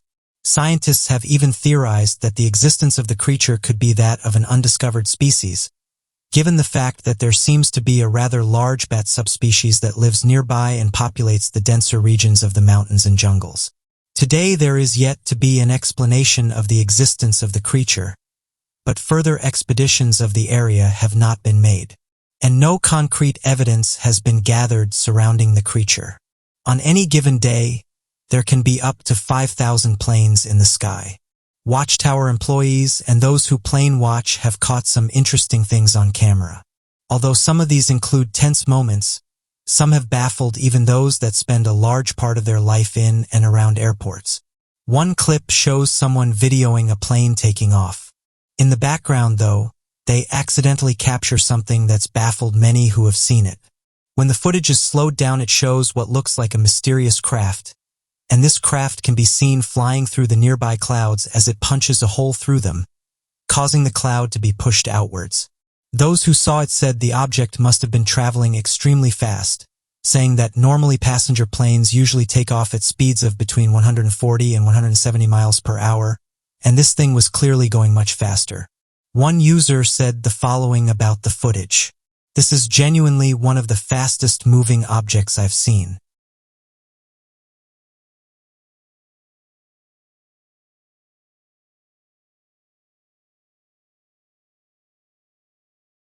It's gone within seconds. That plane is nowhere near as fast as that object." End quote. Well, another user said the following: "I find it hard to believe that is a plane or a jet. One, because the object is moving too fast. And secondly, because I don't think a high-tech plane would be flying so close to a plane that has passengers on it. It's a safety risk. This definitely isn't a drone either. This is a strange one." End quote. The footage was said to have been captured above Orlando Airport sometime back in 2011. And some who live within the area commented that seeing UFOs above Florida isn't anything new. In fact, one commercial airline pilot detailed their encounter with a mysterious craft they couldn't identify. They said that whatever this thing was easily overtook them, saying that it was traveling at speeds exceeding 4,000 miles per hour. He said that he watched as this thing covered the curvature of the Earth within a few seconds. The pilot said he'd never seen anything so quick in his life. As with most of these posts, they also had a few skeptics, with some of them pointing out that the footage is fake and has most likely been edited. Others, though, don't believe this and even posted their personal stories with UFOs about Florida, with some eyewitnesses saying that they think Florida is somewhat of a hotspot. In fact, this is backed up by MUFON, who reported that back in 2020, Florida and California reported the most UFO sightings. As of right now, this mysterious video is still being shared online.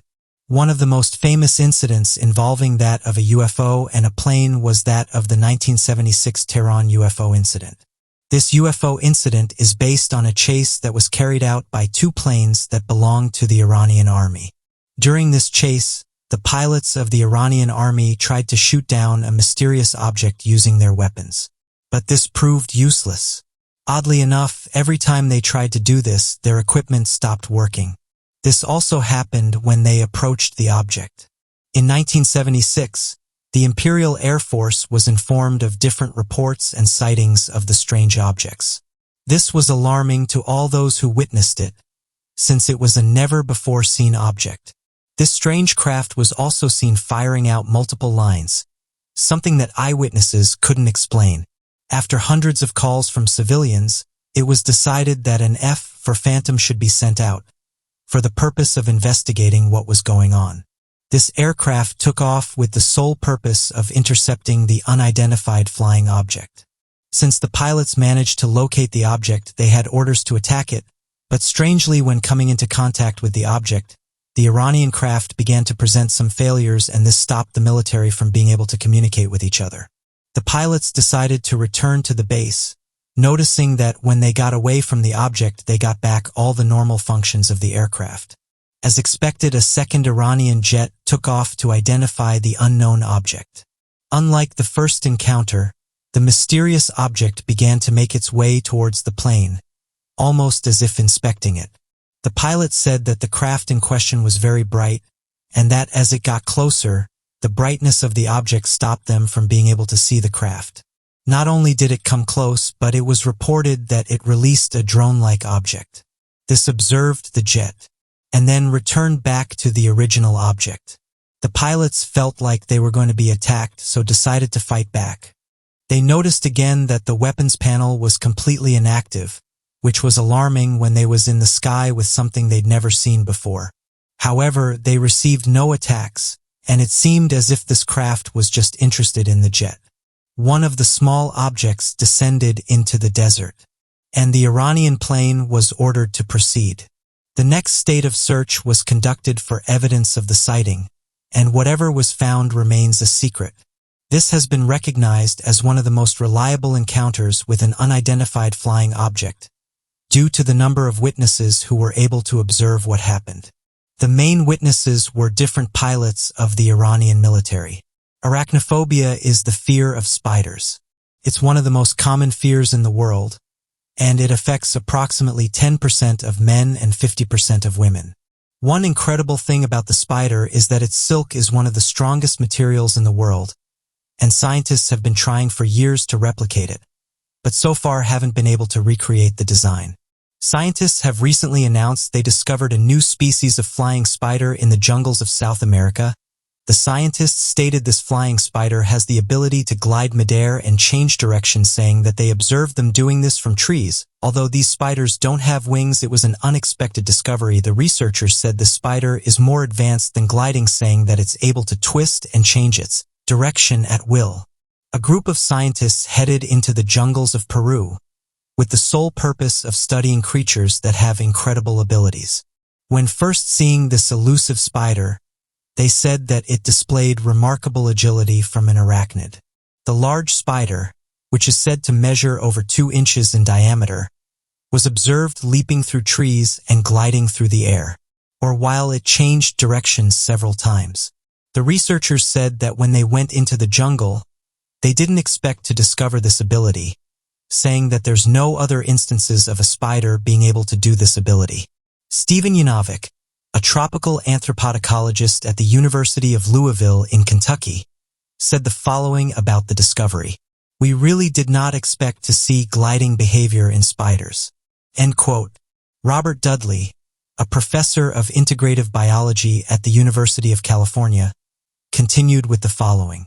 "My guess is that many animals living in the trees are good at aerial gliding, from snakes and lizards to ants and now spiders. If a predator comes along, it allows the animal to jump and glide to the nearest tree, rather than landing in the understory or a stream. End quote. The researchers continued by saying that the spud has likely picked up this ability in order to get away from predators, and said that they've seen ants do similar things when they're approached by predators, saying that they will actively try and land on a tree instead of falling onto the forest floor. Another researcher said the following: as far as adult arthropods are concerned, only ants, bristletails, and spud is used directed at elder scent. However, the wingless, immature stages of various insects that are winged as adults can also glide really well. These include cockroaches, stick insects, and tree bugs. This study, like the first report of gliding ants, raises many questions that are wide open for further study. For instance, how accurate is the vision of these spiders? How do they target a tree? What is the effect of their hairs or spines on aerodynamic performance? End quote. The paper was published in the journal Interface of Royal Society. As we explore the strange mysteries of the world around us and work to tackle increasingly complex phenomena, it's of no surprise then that there will be an incredible number of natural phenomena that even the brightest minds of our generation can't explain.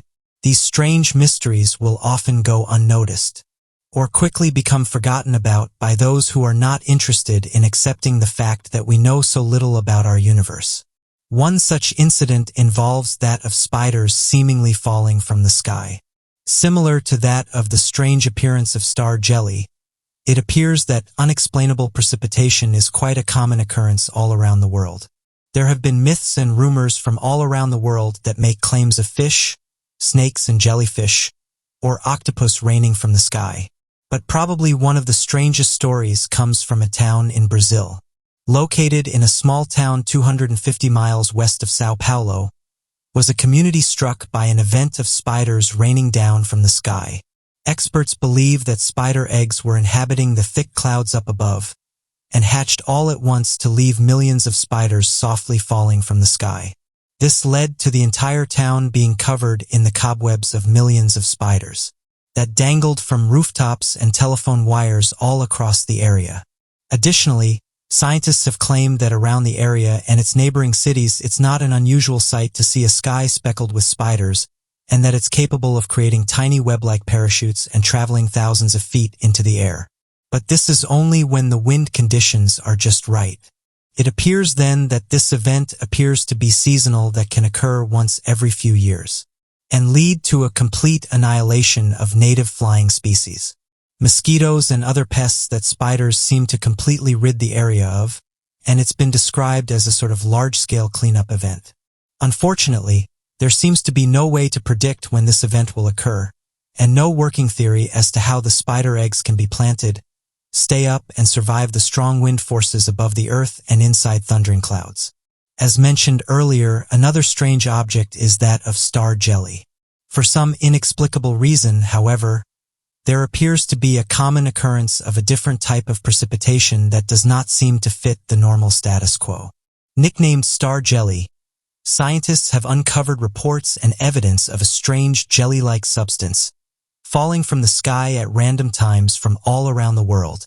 The material has been found on top of grasses, in trees on top of buildings, and covering hard mountainous regions. Despite the placement of this jelly-like substance, scientists claim the star jelly is nothing more than frog ovum that has expanded from the exposure to rain and water. Unfortunately, this explanation seems to be a lackluster attempt, as many others have tested the material and proved that not a single trace of DNA, plant or animal, exists within the material. Reports of this strange jelly-like substance falling from the sky, of which is described as being milky white or translucent and with the consistency of shredded yellow, has been mentioned in old documents in the 1300s, and still it seems to baffle people in the modern era. So what do you make of this new gliding spider? Modern-day research opportunities are broad and varied, with access to more resources and information than ever. We make new discoveries at a rapidly increasing rate. So today we will be jumping into some discoveries that you may not have made note of, with some spanning the cosmos and others being right in someone's untouched Mayan ritual cave. Some of the most amazing discoveries are made while searching for something else, as was the case with an unbelievable cave that was discovered on Mexico's Yucatan Peninsula. Explorers with the Great Mayan Aquifer Project were hunting for a sacred well below a Mayan city in order to search for the water table that ran below the city. However, what they found instead was an ancient cave system called Balamku, or Balamku, jaguar god by the Mayans. The Mayans believed that caves and sinkholes were windows into the underworld, and thus used this set of 7 interconnected caves as ritual offering chambers. So when Guillermo de Ander uncovered the tunnel leading to the cave and managed to crawl on his stomach through the treacherous entryway, he was rewarded with piles and piles of incense burners, pots and other ritual artifacts that have been sealed away from human eyes for centuries. Although the caves were discovered and briefly mentioned in a report in 1959, the entrances were immediately resealed and forgotten, and the contents inside have lain so undisturbed that stalagmites have grown around the artifacts scattered on the floor.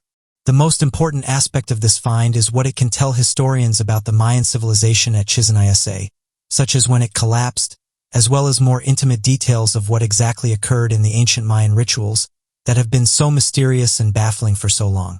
Diender, the explorer who was the first person inside the cave for many years, spoke about what this means for the archaeological community, saying, "Balamku can tell us not only the moment of collapse of Chichen Itza, it can also probably tell us the moment of its beginning."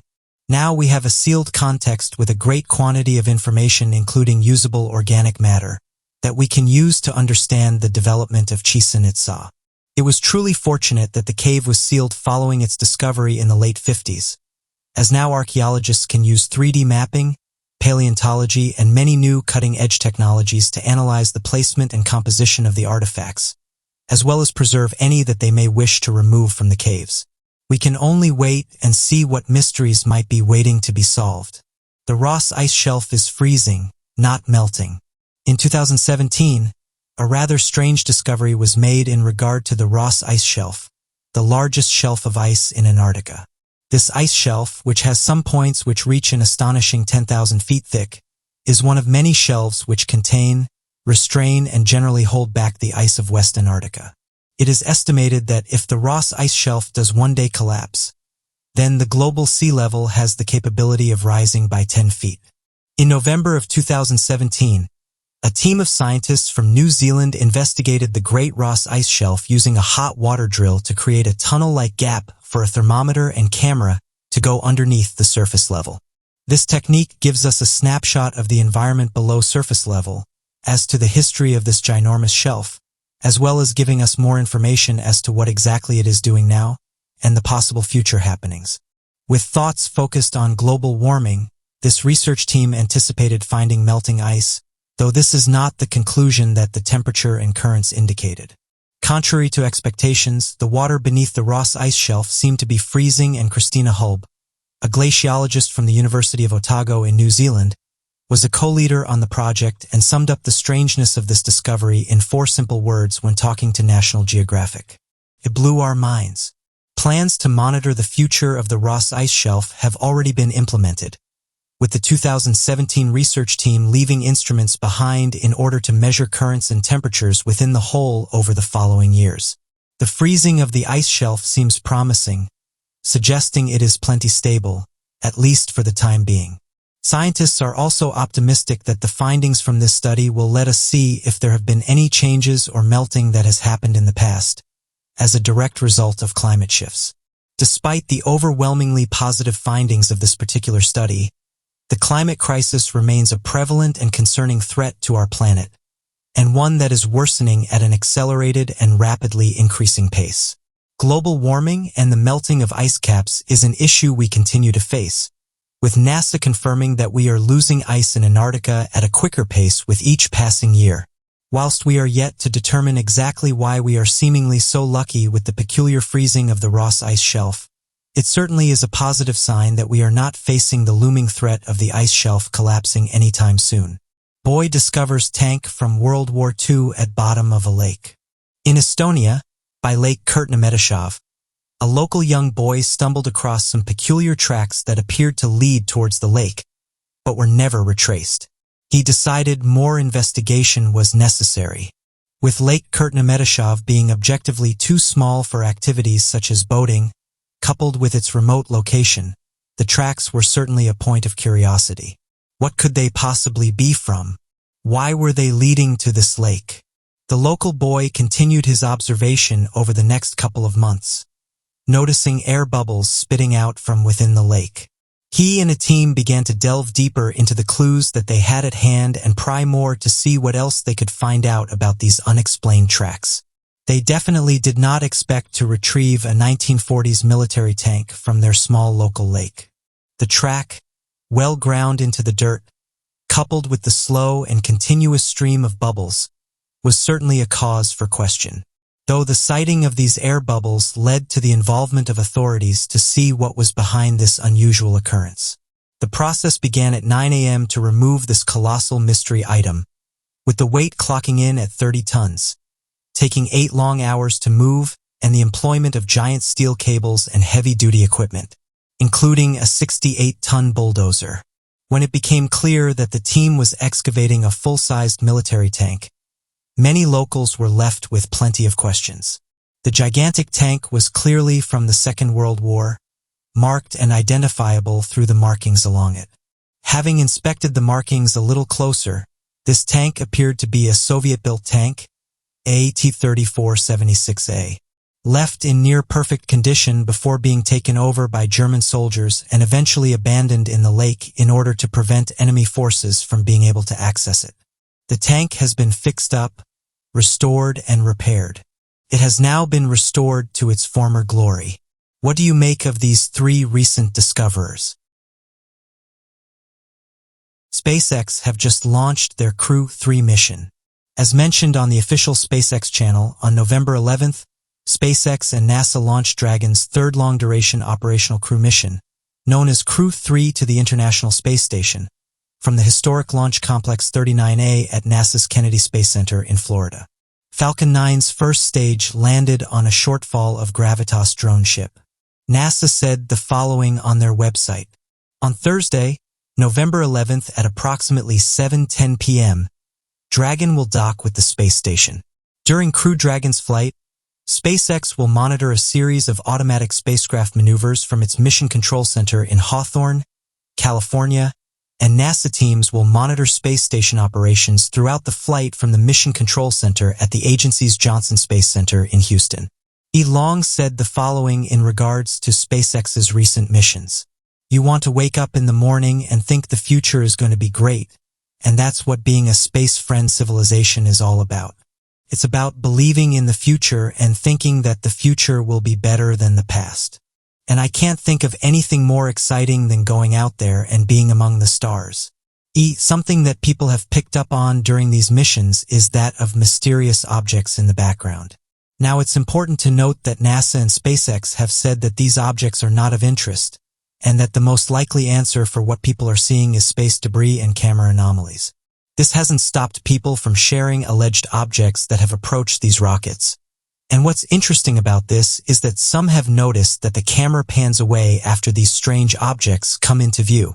Now, this isn't to say that this is something mysterious, but believers have often said that when one of these strange objects comes into view, SpaceX along with the International Space Station cameras will often pan to another shot. One person said that a cluster of strange lights could be seen in a few frames of the footage, leading them to share the photograph on social media groups that investigate strange sightings. Those who saw the images were split on what it was, with some agreeing that it does show something of interest and is similar to strange triangle-shaped crafts that are often seen by people across the world, while others were not convinced and said that it's likely pareidolia, and people are interpreting space debris as something else. Others, though, were not so quick to dismiss these sightings, saying that for a long time now NASA have been capturing strange things on their live cameras, and notes that both SpaceX and NASA do the same thing when one of these objects comes into view, and that's that they switch cameras or turn them off completely. Those working at NASA have said that the reason this happens is because of bad signal, but as some have pointed out, is it really just a coincidence that this keeps happening when one of these strange objects shows up? Elon's been quite vocal about the fact that he's never seen any evidence to suggest that UFOs are genuine. He did say that it's likely that consciousness might exist in the vastness of space, but also said that if there were UFOs out there, who would know about them? Going on to say the following, I have seen nothing to indicate that there are any alien civilizations whatsoever. I'd be the first to jump on that in a second, but I've seen no such evidence." End quote. The topic of mysterious flying crafts is an interesting one. And although some think of aliens when the subject comes up, it's important to note that UFO is simply an object that can't be identified at that moment in time. It's only been in recent years that the two have been linked together. Tom DeLonge is someone who's been vocal about mysterious crafts. He says that To the Stars Academy has recovered a mysterious piece of metamaterial that is believed to have come from a mysterious flying object. The piece of alloy metal shows signs of advanced engineering that has never been seen before on Earth, or at least hasn't been known by the public eye. The team compared the material to other metal materials that have already been discovered on secretive military bases and could not find a single match or any evidence that this particular material is in the possession of American intelligence. To the Stars Academy Steve Justice is working on verifying the authenticity of the material, which has proven to be a grueling process. The documentation and validity of the metal has to go through a chain of personnel before it can be considered truly authentic. However, Justice is confident that the materials could not have been faked, because the manufacturing that would have been necessary to create such a metal is far too advanced for us, and says that no earthly engineer could have achieved this. The piece of metal material itself looks like a sparkly gray mold of dirt. It certainly contradicts Hollywood's portrayal of extraterrestrial objects. Typically, we aspire these things to be colorful, shiny, and advanced. But some have said this goes to show that different planets might not work the way we think, and that their organic materials transcend the limits of ours on Earth. Tom DeLonge is undoubtedly excited about this discovery. He's been a long-time space enthusiast who wanted to research mysterious crafts and extraterrestrial life. Starting out, DeLonge worked alongside other space enthusiasts who didn't have science or aerospace credentials, but a passion for space nonetheless. It wasn't until he met hyper-officials that he could officially launch a legitimate investigative academy. From that point on, the scientists, intelligence officers, and space codes created To the Stars Academy, which will only continue to thrive under the trustworthy hand of America's top analysis. This metamaterial discovery will pave the way for many other discoveries made by the To the Stars Academy. So what do you make of these photographs? Do you think they show space debris? Or is it something a bit more mysterious? Humans make incredible discoveries every year, so today we'll be taking a look at some recent discoveries. 11 boats washed ashore when the first North Korean boat washed up on the western shore of Japan. Their Coast Guard was seriously alarmed. There have been 11 boats found over the years since 2017, and more information comes to light as to what happened to this mysterious fleet. The first few boats that ended up on Japanese coasts had decomposing human remains aboard. The boats have been called ghost ships. Some had markings indicating that it belonged to the North Korean fishing industry and a feud to the North Korean army. One boat even had a tattered North Korean flag. Although there have been no reports from the North Korean government of any missing ships. In November 2017, a small boat carrying 8 alive men arrived at Yuri Hongjo Marina. According to the passengers, they were North Korean fishermen who had gotten into trouble at sea. It was not long before the Japanese Coast Guard found another boat with 10 alive men who also claimed that they were North Korean fishermen. Both ships didn't have modern navigation instruments and engines. They were simple sea vessels that appeared to be rickety. One question which everyone was thinking when this story broke out was, can we believe what these guys are saying? There are a few theories as to why these boats ended up in Japan. Were these men, which were found alive, telling the truth, that they were indeed humble fishermen that just got lost in the sea? Another theory was that they were defectors or refugees trying to escape North Korea in hopes of having a better life in Japan. And others thought they were spies trying to retrieve information that the North Korean military can use as a tactical advantage against their enemies.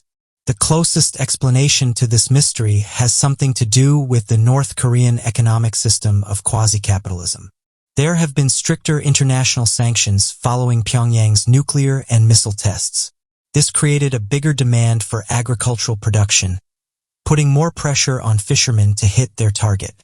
What made matters worse for them was the North Korean government sold fishing rights to China, scaling down the area in which North Korean fishermen can venture out to.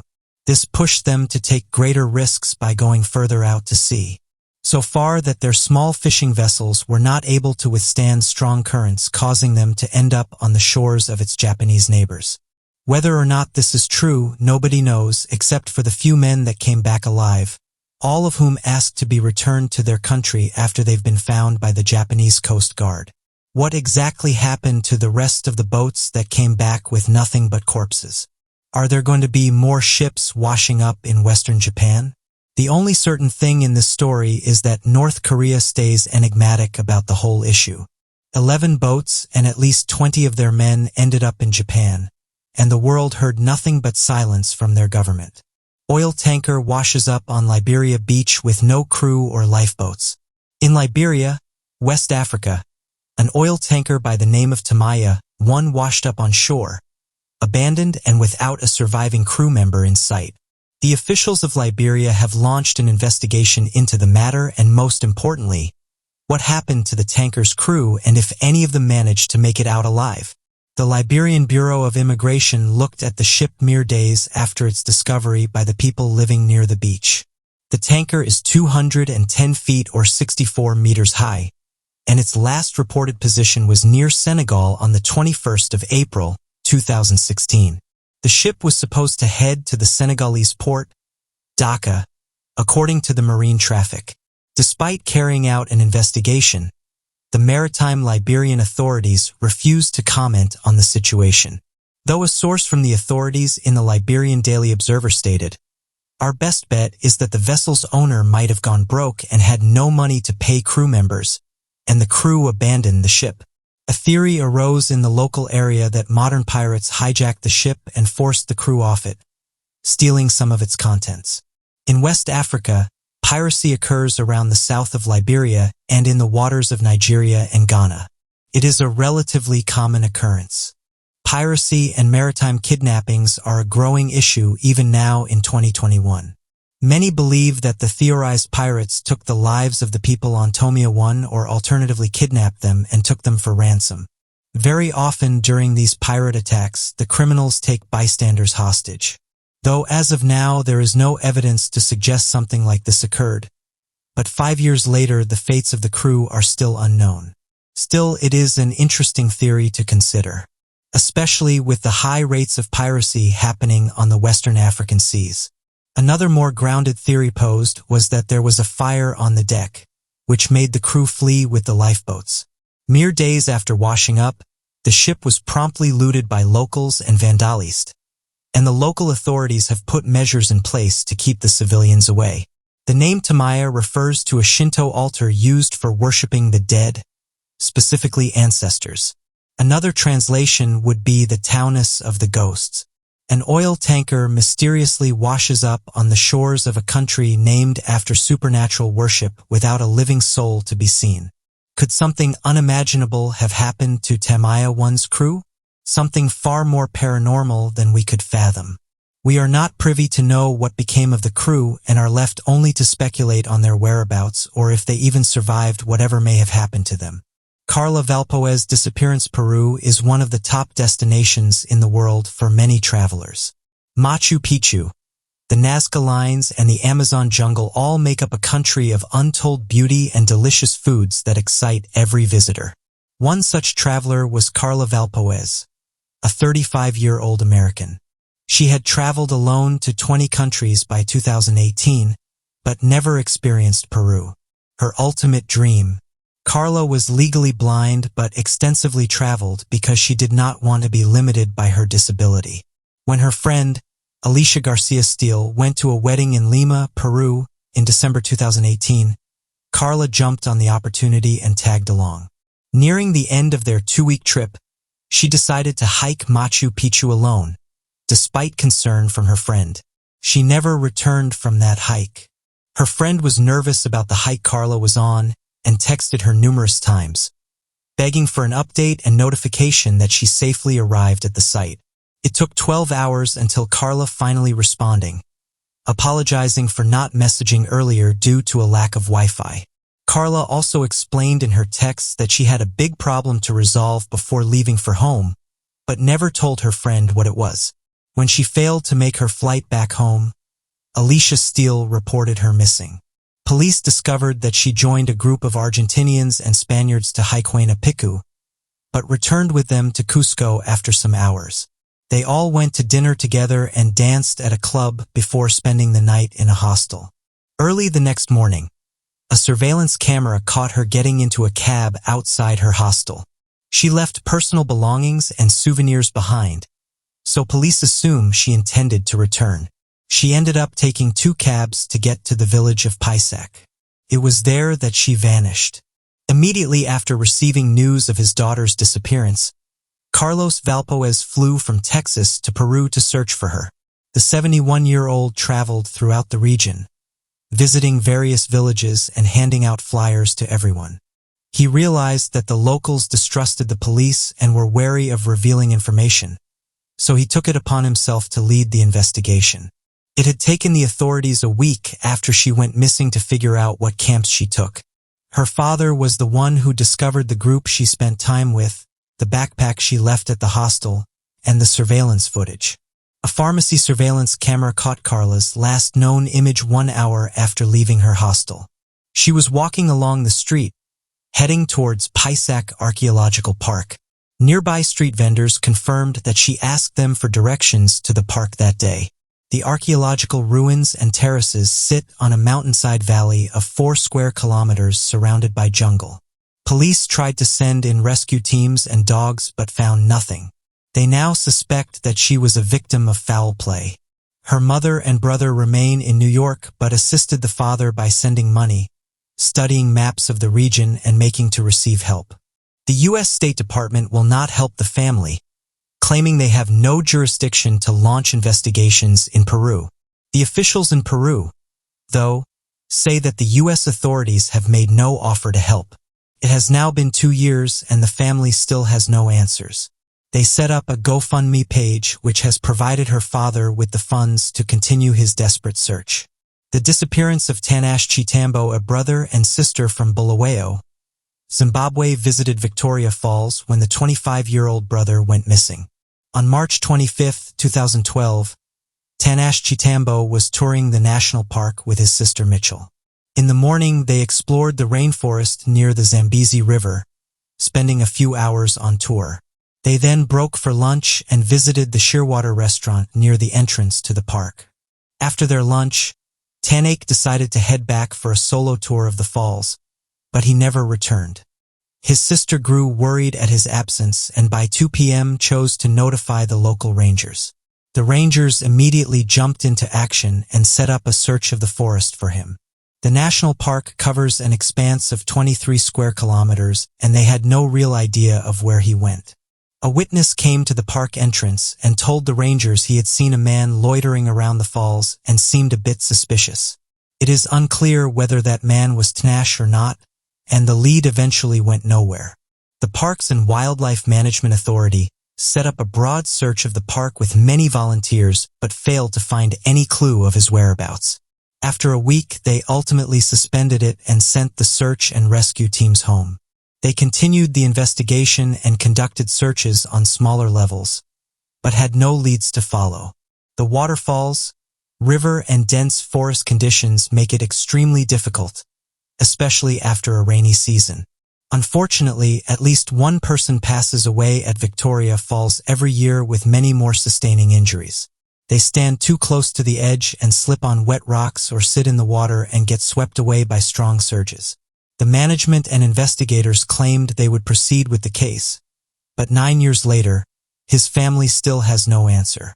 The authorities never found a body and believed that it might be a case of the man taking his own life. His sister and parents vehemently deny that this was the case, but too much time has passed to ever know for sure. But what do you make of these interesting discoveries?